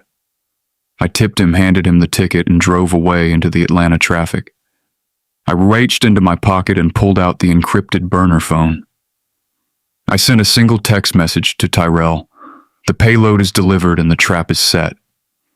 I did not just save my best friend today. I had just acquired the ammunition to destroy Jules Sterling in front of everyone he ever wanted to impress. The hunt was officially over. The execution was scheduled for Saturday night. I left the city limits of Atlanta behind me, pushing the heavy midnight black Bentley up the winding mountain roads. The sky was turning a bruised shade of purple as the sun began to set over the ancient trees. I had spent the entire day playing the role of a foolish billionaire, smiling at the man who was actively trying to kill my best friend. It takes a massive toll on your soul to sit in a room with pure evil and pretend you do not smell the sulfur in the air.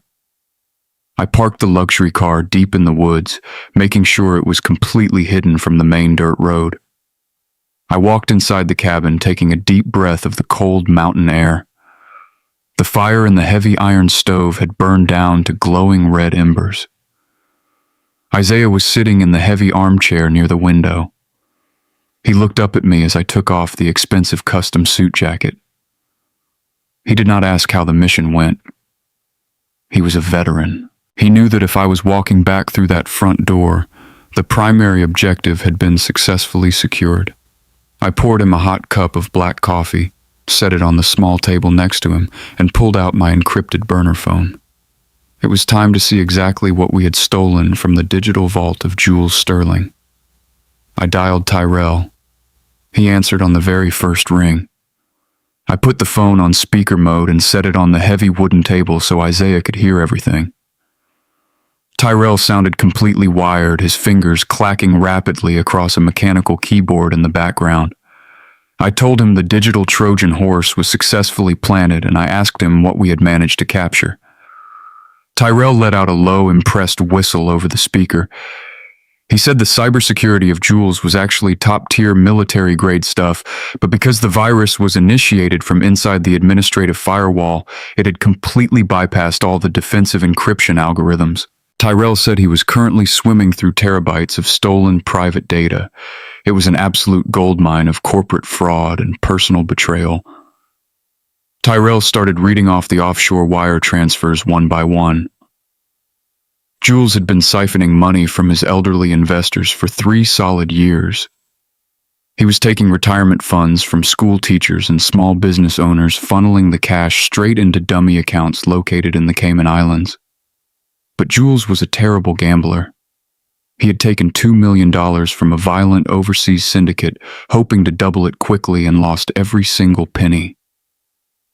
The data showed frantic, terrified emails from Jules begging the syndicate for more time. Tyrell kept digging deeper, cracking open files that Jules thought were buried forever. He found the entire hidden email thread between Jules and his 25-year-old mistress, Chloe. Tyrell read the sickening messages out loud, filling the quiet cabin with the absolute truth. Jules called his own wife, Kendra, a dumb, naive cash cow. He promised Chloe they would move to a private tropical island the very moment he liquidated the estate of Isaiah and secured the massive real estate money. They literally joked in plain text about how incredibly easy it was to fool a grieving, anxious daughter. Then Tyrell opened a hidden, encrypted subfolder labeled Medical Directives. This was the absolute holy grail of the legal fraud. Tyrell found the scanned practice sheets where Chloe had spent hours trying to perfectly forge the signature of Isaiah. He found the digital electronic receipt for the heavy sedatives Jules had purchased from an online overseas pharmacy to drug Isaiah on the exact night they signed the fake power of attorney. We had absolute, undeniable proof of premeditated fraud and chemical assault. I asked Tyrell if there was anything else hidden in the code. I needed something deeply personal. I needed something visceral that would completely shatter his pristine public image beyond any hope of repair. Tyrell went totally silent for a long, heavy moment. Then his voice dropped, turning incredibly serious and cold. He told me he found a linked cloud storage account. Jules was so completely arrogant that he had linked his high-end smart home security system directly to his personal corporate laptop. Every single camera inside that massive $3 million estate was quietly backing up its high-definition footage straight to the server we had just hacked. Tyrell sent a secure video link directly to my burner phone. He told me I needed to watch it immediately. I pressed play on the screen. The video was in crystal clear high definition. It showed the grand hardwood staircase of the massive estate. I saw Isaiah walking slowly out of his bedroom, just looking for a simple glass of water. Then Jules stepped aggressively into the frame. The audio track picked up absolutely everything. I heard Jules loudly demanding the wallet and the phone. I heard Isaiah weakly refusing, and then I watched the monster strike. I watched Jules grab my best friend violently by the collar. I watched him throw 2 vicious, heavy punches directly into his face. I watched Isaiah raise his frail arms, and then with a sick, violent shove, Jules pushed a 75-year-old man directly down a steep flight of hardwood stairs. But the absolute worst part was what happened next. Jules walked calmly down the stairs, stepped right over the bleeding, groaning body of Isaiah, and dug through his pajama pockets to steal his wallet. Jules looked down at the man who had given him everything, and he actually laughed. I paused the video, my hands gripping the phone so tightly the plastic creaked. I looked over at Isaiah. He was crying silently, the deep shame of that night washing over him, all over again. I walked across the room and put my heavy hand firmly on his shaking shoulder. I told him he never had to feel ashamed ever again. I told him the man who did this to him was going to pay a price so incredibly heavy it would echo through the entire city of Atlanta. The silver bullet was loaded perfectly in the chamber. All I had to do now was walk into that massive charity gala on Saturday night stand in front of the wealthiest elite in the entire city and pull the trigger. Saturday morning arrived with a cold, heavy mist rolling over the Blue Ridge Mountains. The air inside the cabin was completely still. I sat alone at the heavy wooden kitchen table, staring at the small encrypted solid-state drive resting next to my burner phone. That small piece of metal and plastic held the absolute total destruction of Jules Sterling. It held the offshore wire transfers, the forged medical documents, the explicit emails from his young mistress, and the high-definition security footage of him brutally assaulting my best friend. The intelligence-gathering phase of the operation was officially over. It was time to set the stage for the execution. In the military, you never walk into a massive engagement without calling for heavy artillery support. I knew that walking into that charity gala tonight and exposing Jules in front of the entire city would cause absolute chaos. Jules was a desperate, cornered animal. When you back a predator into a corner, they do not surrender peacefully. They lash out violently. I needed the ultimate authority waiting right outside the doors to lock the cage the exact second the trap was sprung. Local police were completely out of the question. Jules had too much money and too many connections in Fulton County. I needed the federal government. I connected my encrypted burner phone to the solid-state drive. Using a highly secure virtual private network that Tyrell had established, I accessed the direct digital tip line for the Federal Bureau of Investigation, Financial Crimes Division in Atlanta. I did not send them a simple anonymous email. I sent them a fully compiled tactical dossier. I categorized the offshore Ponzi scheme evidence, highlighting the $2 million Jules owed to the violent Russian syndicate. I included the forged legal medical documents and the stolen corporate funds. I attached a very brief, very specific message to the federal agents. I wrote that the chief executive officer of Sterling Capital was an extreme flight risk. I stated that he had liquidated stolen assets and was planning to leave the country within 48 hours. I gave them the exact address of the Grand Ballroom at the Downtown Plaza Hotel. I set a strict, tactical deadline. I told the federal agents that if they did not breach those ballroom doors by exactly 9:00 tonight, the suspect would vanish with tens of millions of dollars of stolen civilian retirement funds. Federal agents do not ignore a fully documented multi-million-dollar fraud case wrapped up in a neat little bow, especially when a hard deadline is ticking down. The heavy artillery was now officially in motion.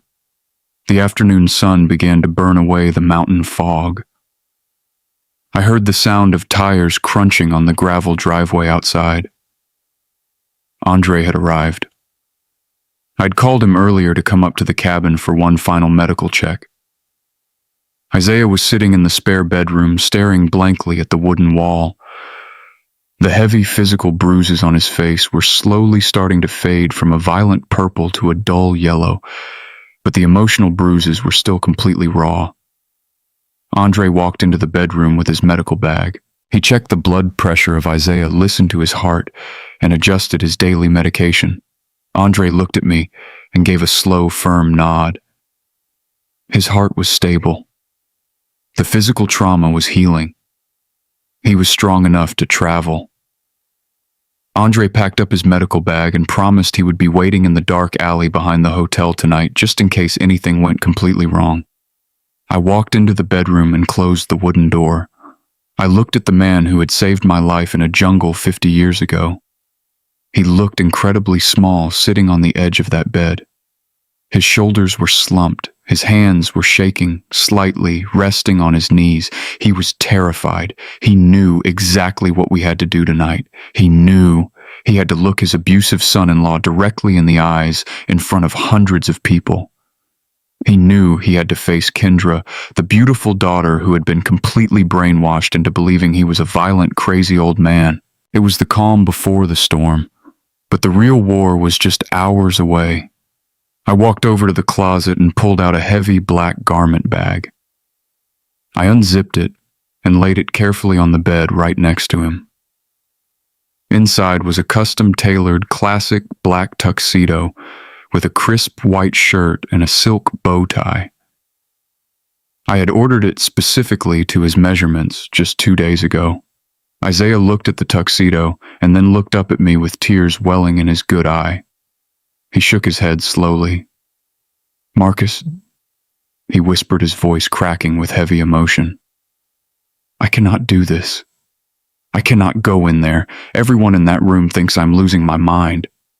Kendra looks at me like I'm a violent monster. If I walk into that ballroom tonight, Jules will just call the police and have me dragged away in a straitjacket. I am so tired, brother. I just want to disappear. I sat down on the mattress right next to him. I put my heavy hand firmly on his shaking shoulder and I gripped it tight. I looked him dead in the eye, forcing him to look back at me. Isaiah, I said, my voice low and steady. Do you remember the night our platoon got pinned down in the valley? The enemy fire was so heavy the trees were literally shattering around us. My leg was shredded by shrapnel and I could not walk. I told you to leave me behind in the mud. I told you to run and save yourself because I thought it was completely over. Do you remember what you told me? Isaiah swallowed hard, his chest rising and falling. He nodded slowly. I told you that soldiers do not die in the mud, he whispered. I told you we were walking out of that valley together, or we were not walking out at all. Exactly, I said, keeping my eyes locked firmly on his. You picked me up, and you carried me through actual hell because you refused to let the enemy win. Well, tonight, we are walking into a very different kind of hell. But you are not going to walk in there looking like a broken victim. You are not going to hide in the dark shadows. You built a massive empire with your own two bare hands. You are a king in this city. When you walk into battle, you wear your absolute best dress uniform. You are going to put on this tuxedo. You are going to stand tall. And we are going to burn that miserable boy and his entire life to the ground together. Isaiah stared at me for a long, heavy moment. The fear in his eyes slowly began to recede, replaced by a tiny, flickering spark of the old, fierce warrior I used to know. He wiped a tear from his bruised cheek and gave me a single determined nod. He stood up from the bed and reached for the crisp white shirt. The preparation was complete. Evening slowly fell over the city of Atlanta. The sky turned a deep shade of midnight blue as the city lights began to illuminate the skyline. I stood in front of the cabin mirror, adjusting the collar of my charcoal gray custom suit. I checked the heavy gold watch on my wrist. It was exactly 7:30 in the evening. The timeline was extremely tight. I slipped my registered concealed firearm into the tactical holster, resting comfortably against my ribs underneath my tailored jacket. I was not planning on shooting anyone tonight, but I was definitely not walking into a room full of desperate criminals completely unarmed. I walked outside and climbed into the driver's seat of the midnight black Bentley. Andre had already loaded Isaiah into a separate secure transport vehicle with dark tinted windows. I walked over to the window of the van and gave Andre the strict tactical instructions. They were to drive to the downtown Plaza Hotel and park quietly in the dark loading dock alley right behind the main kitchens. They were to wait there in absolute silence until I sent the green light signal directly to their phone. Isaiah was the ultimate surprise weapon, and he needed to remain completely hidden until the perfect moment. I walked back to my luxury car and gripped the leather steering wheel. I drove the heavy vehicle down the interstate, feeling the massive engine rumble underneath me. The city traffic was thick, but I navigated the busy streets with total mechanical precision. I was heading straight into the belly of the beast. The final showdown was here. I pulled the heavy luxury car right up to the grand entrance of the downtown Plaza Hotel. The front courtyard was an absolute circus of extreme wealth and arrogant privilege. Valets in red vests were running around frantically opening the doors of expensive sports cars and imported luxury sedans.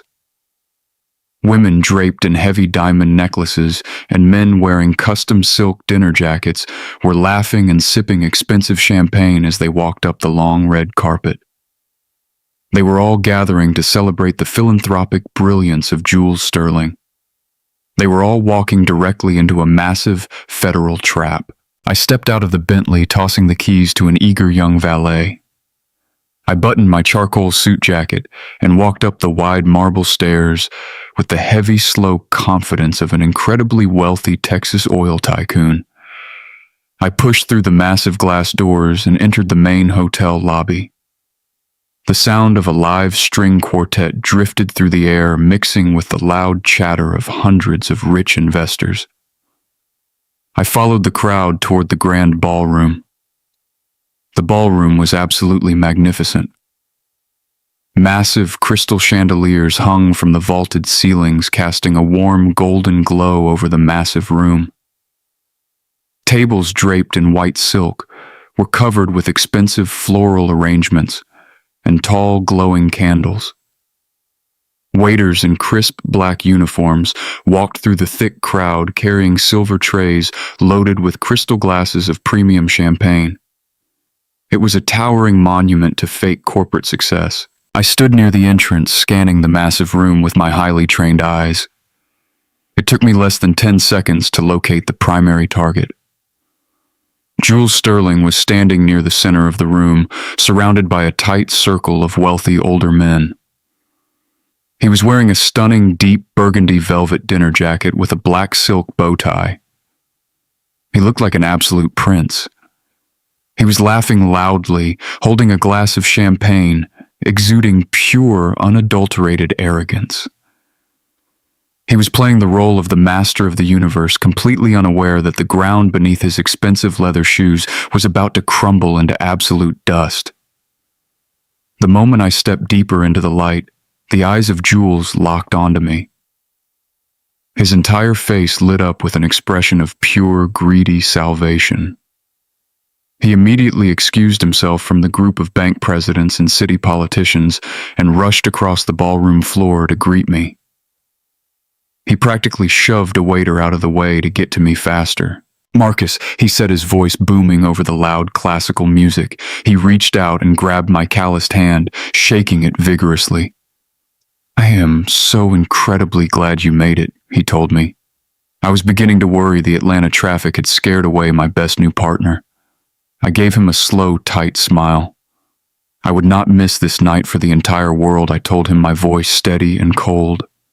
"I told you I wanted to see exactly how you operate when the bright lights are shining on you." Jules laughed a loud, obnoxious laugh and slapped me gently on the shoulder. He immediately began parading me around the massive ballroom. He introduced me to the mayor of the city. He introduced me to the presidents of 3 different regional banks. He referred to me as his newest and most exclusive strategic investment partner. He was using my fake $15 million fortune to validate his own crumbling reputation in front of the entire city elite.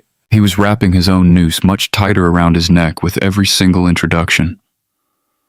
After 10 minutes of fake smiles and empty handshakes, Jules guided me away from the heavy crowd. He pulled me toward a quieter corner near the massive floor-to-ceiling windows overlooking the dark city streets below. He leaned in close, his breath smelling heavily of expensive scotch and pure, nervous adrenaline. "The contracts are sitting in the private VIP lounge right upstairs, Marcus," he whispered, his eyes darting around the room, making sure no one was listening. "We can head up there right after my opening speech. We sign the papers, we initiate the wire transfer, and we officially become kings of this city together." I looked at him, letting a slow, heavy silence stretch between us. I took a sip of the sparkling water a waiter had handed me.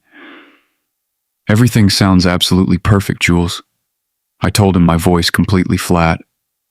"But tell me something. Are you absolutely sure your personal life is completely sorted out? I do not want any crazy family members trying to stick their hands into my massive corporate investments."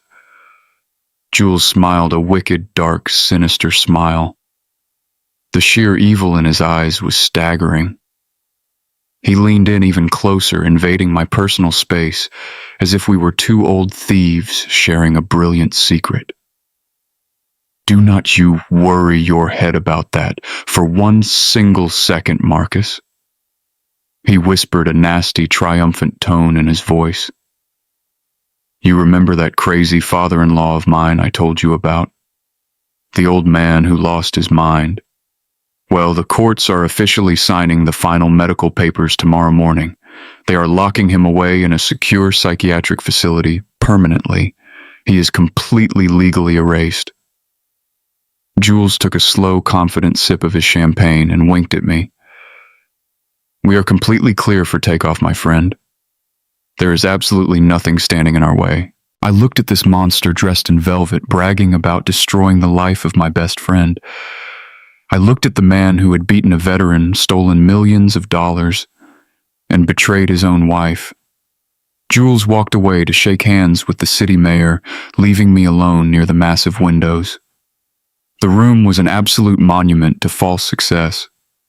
Waiters carried silver trays loaded with caviar and glasses of vintage champagne.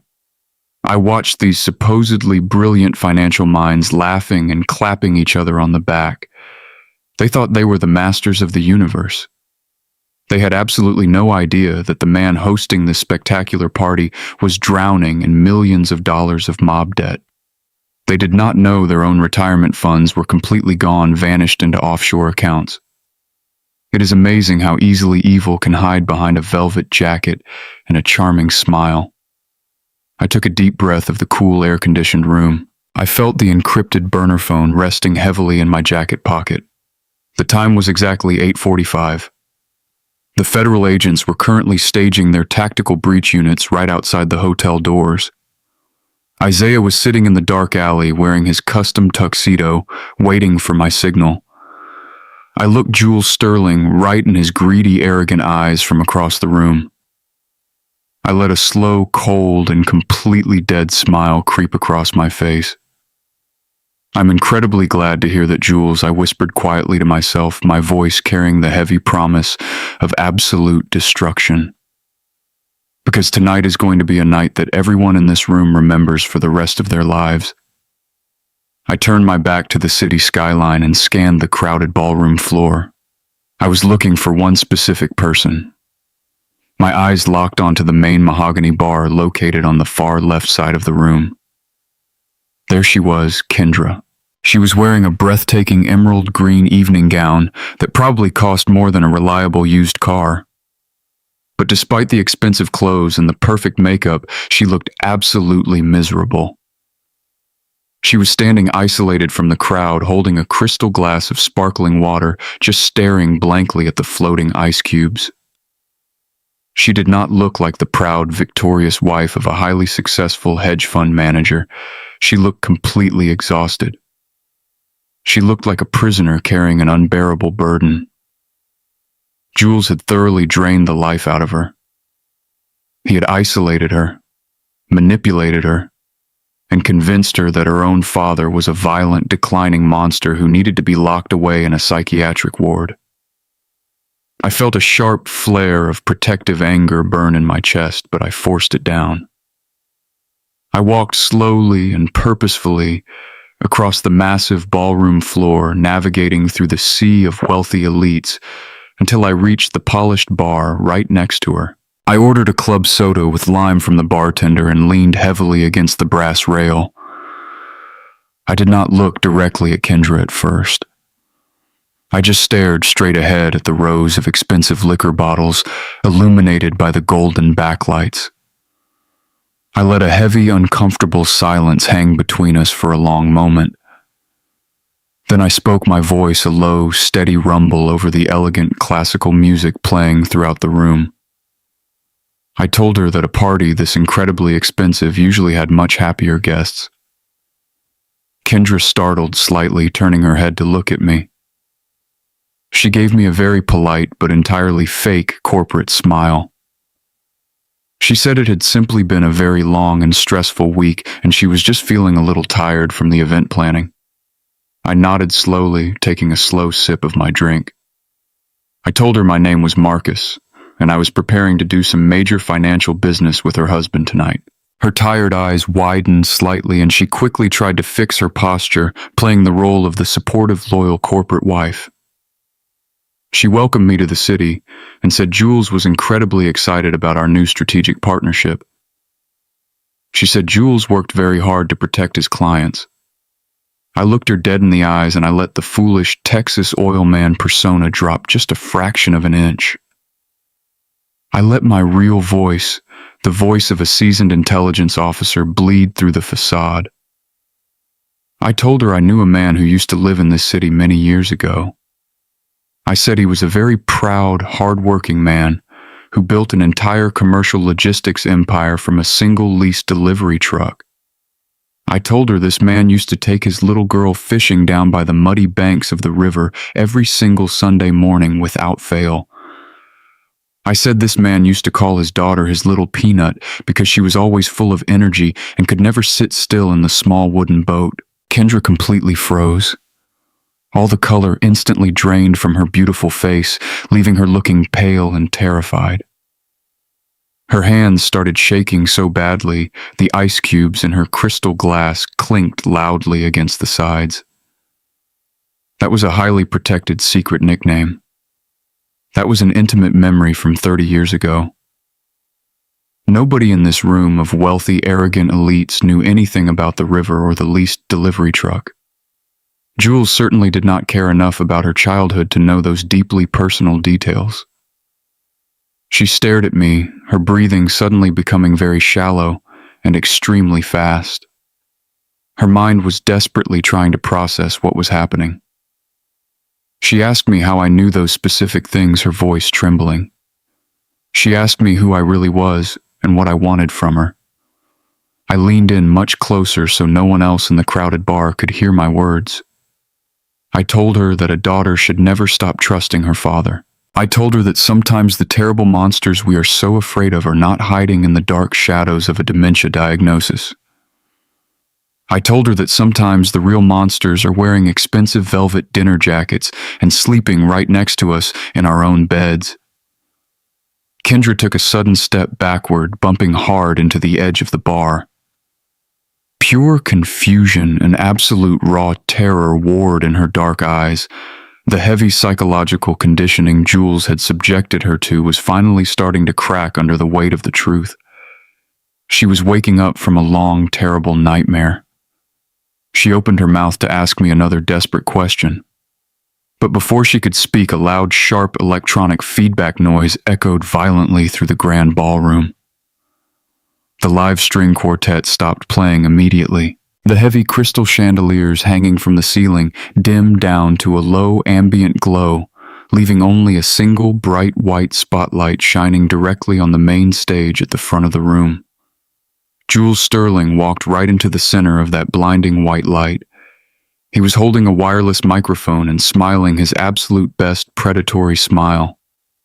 The entire room fell completely silent, giving the golden boy their undivided attention. Jules welcomed the city mayor, the bank presidents, and the wealthy elite. He spoke with towering, unfiltered arrogance. He talked about his grand vision for Sterling Capital. He talked about how he was revolutionizing the modern financial world, protecting generational wealth and building a legacy of ultimate success. He lied effortlessly and beautifully to 300 people who were nodding along and hanging on to his every single word. He looked exactly like a king standing on top of a mountain. But I knew the absolute truth. He was just a dead man giving his own eulogy. I checked my heavy gold watch one more time. It was 8:55. 5 minutes left until the federal raid. Jules raised his voice, projecting pure triumph and fake humility across the massive room. He announced that tonight was not just a simple charity gala. He said tonight was a historic financial milestone for his company and for the city. He told the eager crowd that Sterling Capital was officially closing the largest single private investment deal in the entire history of the firm. He pointed dramatically toward the back of the room, right at the mahogany bar where I was standing next to his terrified wife. He called my fake name out loud. He asked Marcus, the great oil logistics titan from the state of Texas, to come up to the stage and officially sign the $15 million partnership agreement in front of all his esteemed guests. The crowd erupted into loud, enthusiastic applause. 300 wealthy faces turned around to look at me. Kendra stared at me, her eyes wide with total shock, finally realizing that the mysterious man who knew the deepest secrets of her father was also the exact same man about to hand her abusive husband $15 million. Her mind was completely breaking trying to connect the impossible pieces. I did not look at her. I placed my glass of club soda gently on the mahogany bar. I buttoned my custom-tailored suit jacket. I did not have a checkbook in my pocket. I did not have a pen. I reached my heavy hand into my inner breast pocket and wrapped my fingers around a small cold piece of metal and plastic. It was the encrypted solid-state drive. I pulled my shoulders back and stood tall. I walked slowly and deliberately through the parting crowd. Every single step I took on that hardwood floor echoed with the heavy weight of 50 years of unbroken loyalty to my best friend.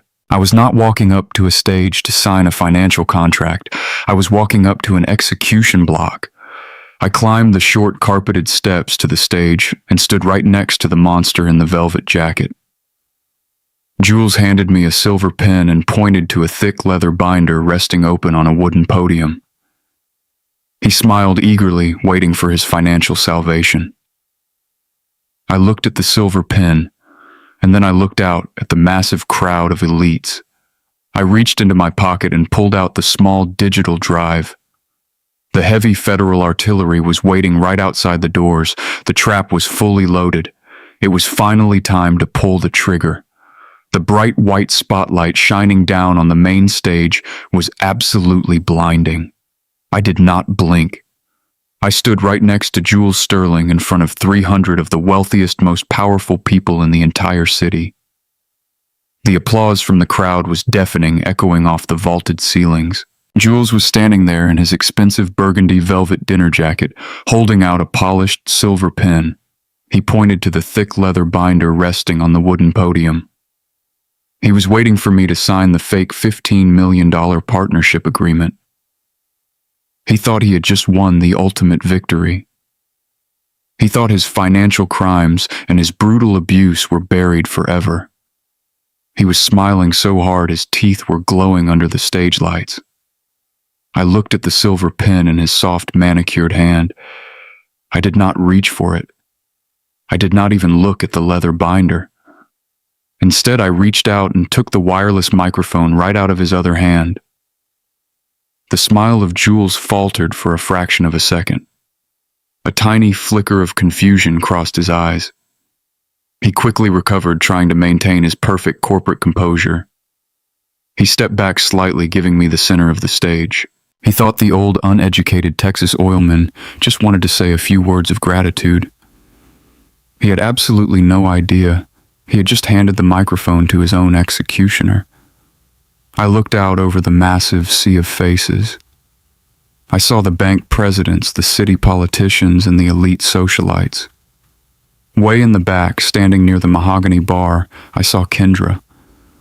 She was still wearing that beautiful emerald green gown, her face pale and terrified. I raised the microphone to my mouth. My voice boomed through the massive speakers, echoing across the grand ballroom with a heavy, cold, absolute authority. Jules talks a whole lot about trust. I said, my voice low and steady, slicing right through the lingering applause. He stands up here in his expensive velvet jacket, and he tells you all about building a legacy. He uses words like loyalty and honor to convince you to hand over your hard-earned money. I turned my head slowly and looked Jules dead in the eyes. The confusion on his face was rapidly turning into pure naked panic. I continued speaking into the microphone. I think it is only fair that we show all these good people exactly how you treat the people who actually trust you, Jules, I said. I think it is time we show them what your version of family really looks like behind closed doors. Before Jules could even open his mouth to stop me, I stepped right past him. I walked directly to the presentation laptop resting on the corner of the podium. I jammed the metal connector of the solid-state drive firmly into the side of the computer.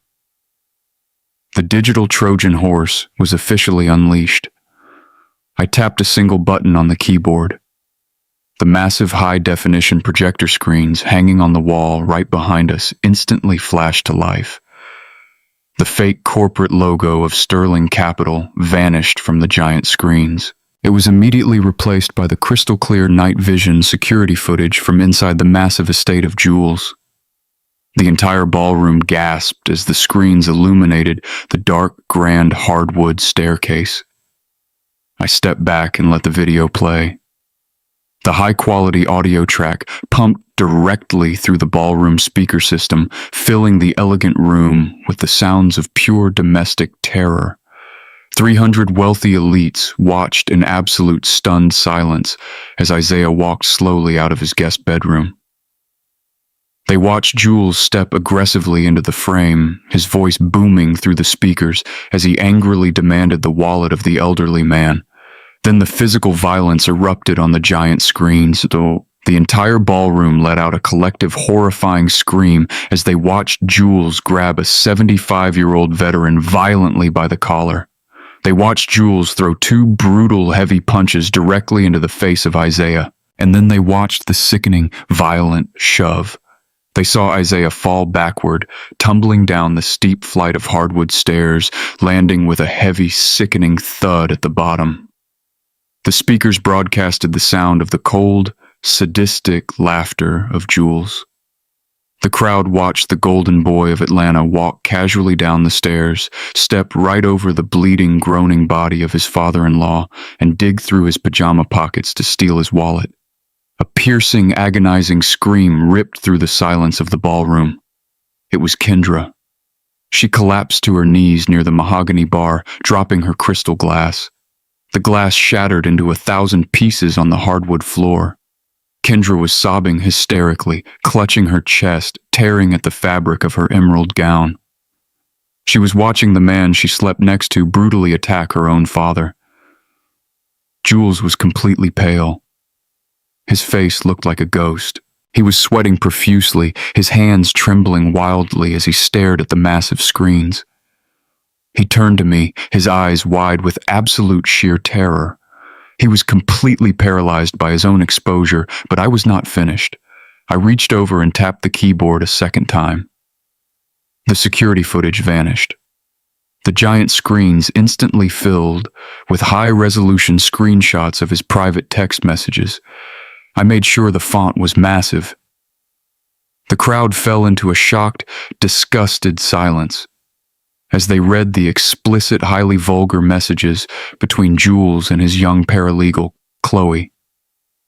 They read the exact messages where Jules detailed his plan to drug Isaiah and forge the medical documents. The message that hit the hardest was displayed right in the center. It was a text from Jules sent just 3 days ago. The text read, "Do not worry, baby.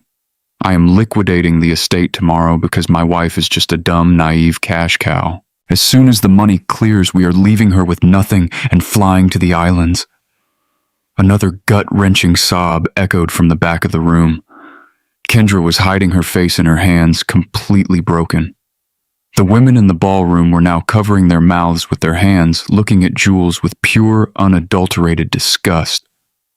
Jules took a step backward away from the podium, shaking his head frantically. "This is fake!" he screamed, his voice cracking in panic. He pointed a trembling finger at me. "This man is a liar, and this is a fabricated digital attack." The crowd did not believe a single word. The murmurs in the ballroom were rapidly turning into loud, aggressive shouts of anger. I stepped forward and hit the keyboard one final time. The text messages disappeared.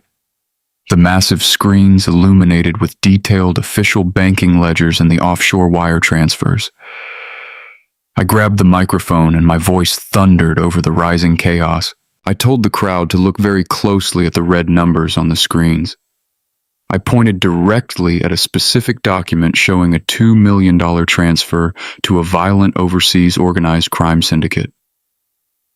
I told them that Jules Sterling was not a financial genius. I told them every single penny they had invested was completely and permanently gone. I told them he had stolen their retirement funds to pay off a massive gambling debt to the Russian mob. The silence in the ballroom evaporated instantly. It was replaced by an absolute deafening roar of pure panic and violent fury. 300 wealthy investors simultaneously realized they had been robbed completely blind. Men in expensive suits started shouting, screaming curses at the stage. The elegant charity gala had instantly transformed into an absolute riot. Jules Sterling was completely trapped. The grand ballroom of the downtown Plaza Hotel was no longer a place of high society and refined elegance. It had instantly transformed into a terrifying, chaotic mob. When you strip away the money of a rich man, you strip away his civilized mask. I stood on the polished wooden stage and watched 300 wealthy investors completely lose their minds. Men in expensive custom suits were shouting at the top of their lungs, throwing their crystal champagne glasses onto the hardwood floor. The sound of shattering glass echoed through the massive room, mixing with the furious screams of people who just realized their entire life savings had been stolen to pay off the Russian mob. Women were crying, pulling at their hair, dialing their phones, frantically trying to reach offshore bankers who would never answer. The beautiful string quartet music had long stopped, replaced by the raw, ugly sound of total financial devastation. Jules Sterling was standing exactly 3 feet away from me. His perfectly styled blonde hair was completely disheveled. Sweat was pouring down his face, soaking the collar of his expensive white shirt. He was looking out at the angry crowd surging toward the stage, his chest heaving with deep, panicked breaths. He had nowhere to run. The heavy wooden doors at the back of the ballroom were blocked by furious politicians and angry corporate donors demanding their money back. He was a rat, trapped in a burning cage, and he knew it. His chest was rising and falling so fast, I thought his heart was going to give out. Then the angry crowd suddenly parted. The shouting died down just a fraction in the center aisle as a single figure walked slowly toward the stage. It was Kendra. She was dragging her feet slightly, her stunning emerald green gown sweeping across the floor, littered with broken glass. Her face was completely pale, washed of all color. Tears were streaming down her cheeks, ruining her perfect makeup. But her eyes were burning with a fierce, deeply rooted hatred. Jules saw her coming, and his panicked expression shifted into a desperate, pathetic plea. He actually thought he could still manipulate her. He thought 40 seconds of smooth talking could erase the high-definition video of him beating her father half to death. He stepped forward, reaching his soft, shaking hands out toward her as she climbed the short steps onto the stage. "Kendra," he begged, his voice cracking with sheer desperation. "Kendra, baby, you have to listen to me. This is a setup. This old man is a liar. The videos are fake. I would never hurt Isaiah. I love you and we are going to fix this." Kendra did not say a single word. She just walked right up to him. She looked at the man she had slept next to, the man who had called her a dumb, naive cash cow to his young mistress. She raised her right hand and brought it across his face with every single ounce of strength she had left in her body. The slap echoed through the microphone still resting on the podium. It was a sharp, loud, violent crack that snapped his head violently to the side. A bright red handprint instantly bloomed across his pale, sweating cheek. Kendra stared at him, her chest heaving, and spat right at his expensive velvet shoes. "You are completely dead to me," she whispered, her voice carrying over the speakers. "You are an absolute monster, and I hope you rot in a cell for the rest of your miserable life." She turned around and walked away, leaving him completely alone on that stage. That was the exact moment the final thread holding his fragile mind together completely snapped. I watched his eyes change. The panic and the fear evaporated. They were instantly replaced by a dark, wild, and completely unhinged rage. He had lost his money. He had lost his company. He had lost his wife. He had lost his freedom. He turned his head slowly and locked his wild, bloodshot eyes directly on me. He knew I was the architect of his total destruction. He knew the uneducated Texas oil man was just a ghost designed to lure him into an inescapable trap. He hissed, his voice dropping into a guttural, animalistic growl. You ruined my life. You ruined absolutely everything. I stood perfectly still, my hands resting casually by my sides. I did not blink. I did not flinch. I just looked at him with the cold, dead eyes of a man who has seen real war. You ruined your own life, Jules. I told him, my voice calm and steady. I just turned on the light so everyone could see the rat hiding in the kitchen. Jules let out a loud, primal scream of pure, unchecked fury. He completely abandoned any remaining shred of human decency. He turned to the wooden podium and grabbed the nearest object he could find. It was a massive, heavy, solid glass charity award statue shaped like a rising star. It weighed at least 10 pounds and the edges were sharp and jagged. He gripped it with both hands, raising it high above his head, aiming directly for my skull. He lunged at me with all his body weight, intending to crush my head and kill me right there on the stage in front of 300 witnesses. When a civilian attacks you, they always broadcast their movements. They swing wide, they scream, and they rely on heavy momentum. But when you spend your youth fighting in the jungles, learning close quarters combat in the mud and the blood, you do not rely on momentum. You rely on strict mechanical precision. The military teaches you that violence is simply a mathematical equation. It is about angles, leverage, and physics. I'm 75 years old. My knees ache in the morning and my back gets stiff when it rains. I cannot run a mile anymore, but muscle memory never truly fades. It stays locked inside your bones, waiting for the exact moment you need it to survive. As Jules lunged forward, bringing the heavy glass statue down in a deadly arc, I did not step backward. I stepped forward and shifted my broad shoulders slightly to the left. The heavy glass statue sailed harmlessly past my right ear, completely missing my head. His own aggressive momentum carried him forward, throwing him entirely off balance. I reached out with my left hand and grabbed his extended wrist, gripping it with the crushing force of a man who has worked with his hands his entire life. I clamped down on his joint, locking it completely into place. I brought my right hand up and gripped his elbow, applying sudden extreme rotational pressure. I twisted his arm violently behind his back. I did not do it gently. I executed a brutal military joint lock designed to completely incapacitate an armed hostile target. I heard Jules let out a sharp gasp of shock as his shoulder was forced to its absolute anatomical limit. I did not stop.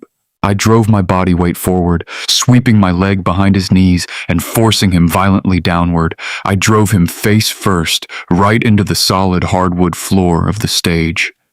The heavy glass statue slipped from his fingers and shattered into pieces across the wooden boards. I pressed my knee heavily into the center of his spine, pinning him flat against the floor. I pulled his arm up higher toward his neck until I heard a loud, sickening snap. Jules let out a high-pitched, agonizing scream of pure physical torment. His face was smashed against the wood, his expensive velvet jacket ruined. He was completely helpless, pinned under the knee of an old veteran. I held him there, listening to him cry and beg for mercy. I did not feel any pity. I looked down at the man who had beaten my best friend, and I pressed my knee just a fraction of an inch deeper into his back, letting him feel exactly how fragile his life really was. Suddenly, the massive wooden doors at the back of the grand ballroom burst completely open. The loud, angry shouts of the wealthy investors were instantly drowned out by the booming, authoritative voices of federal agents. Dozens of men and women wearing dark, tactical vests swarmed into the room.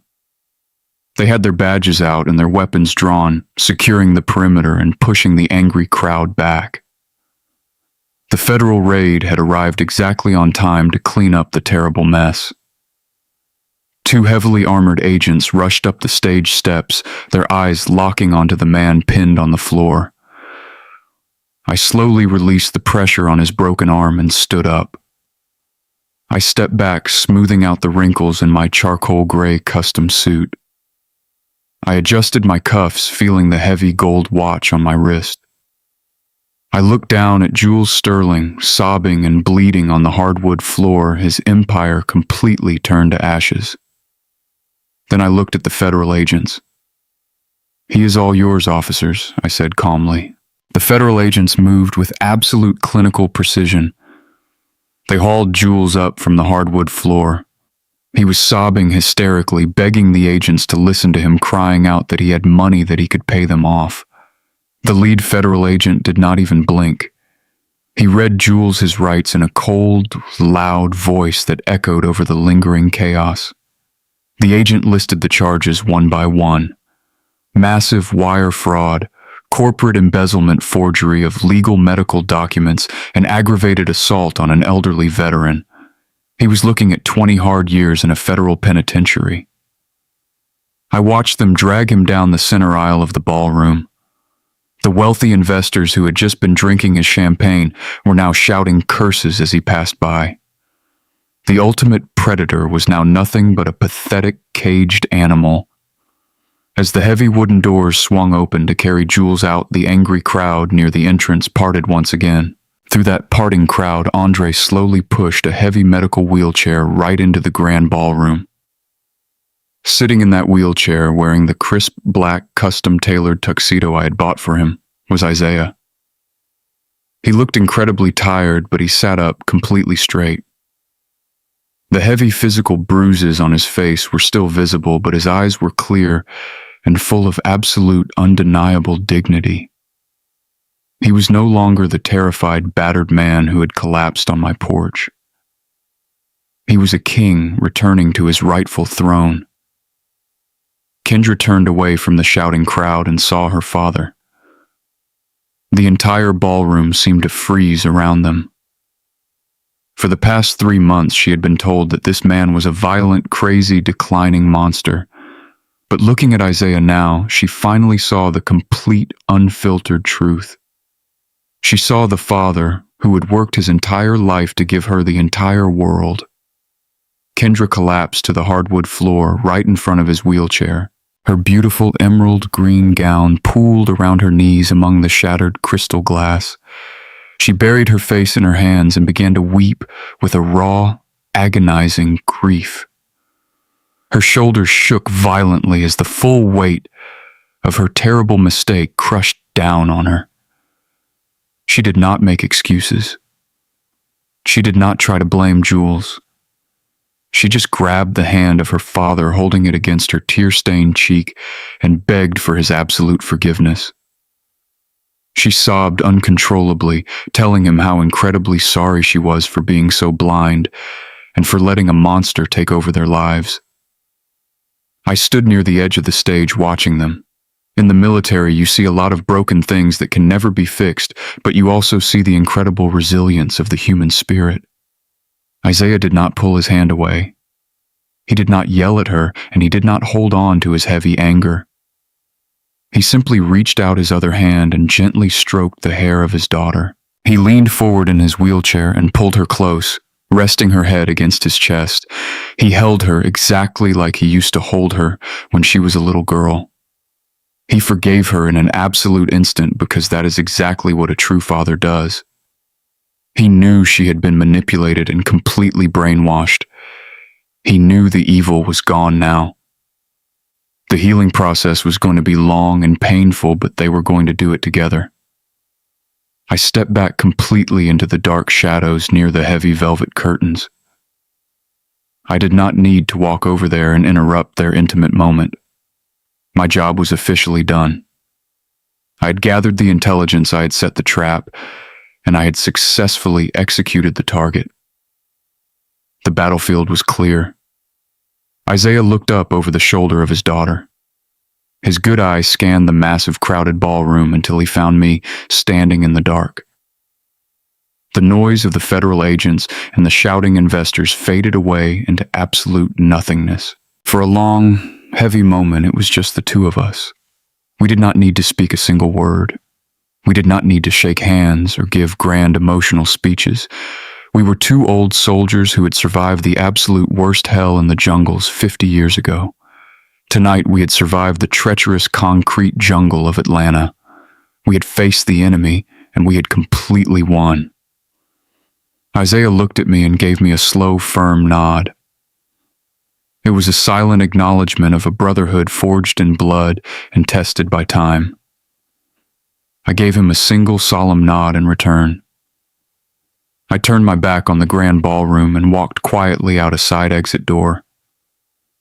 I navigated the empty, carpeted hallways of the hotel until I reached the cool, fresh air of the Atlanta night. The storm had completely passed, leaving the city streets clean and quiet. The flashing lights of the police cruisers were fading away in the distance, taking Jules Sterling to a cold, dark concrete cell where he truly belonged. I walked down the sidewalk, feeling the pleasant ache in my bones. I reached into my custom suit jacket and pulled out a premium cigar. I clipped the end, struck a match, and took a long, slow drag. The thick, fragrant smoke curled up into the dark night sky. I was Marcus, a 75-year-old intelligence veteran. I did not just protect the money of my friend tonight. I protected my absolute brother. The trap was permanently sprung, and the monster was securely caged. I adjusted the collar of my jacket, let out a long, satisfied breath, and faded quietly into the shadows of the city. There is a dangerous lie in this world that getting old makes you weak and that family will always naturally protect you. The hard truth is that predators do not care about your age or your bloodline. They only care about what they can steal from your hands when they think nobody is watching. But aging brings something a young, arrogant thief can never buy with an expensive suit, and that is absolute ruthless patience. True family is not defined by marriage certificates or shared wealth. True family is defined by the people who will stand right next to you in the pouring rain when the rest of the world tries to lock you away in the dark. True loyalty means protecting your brothers when the world turns cold. Age does not diminish strength, it simply sharpens your patience. Greed will always build its own cage, but justice requires a steady hand to lock the door. Never underestimate a quiet man who has everything left to protect.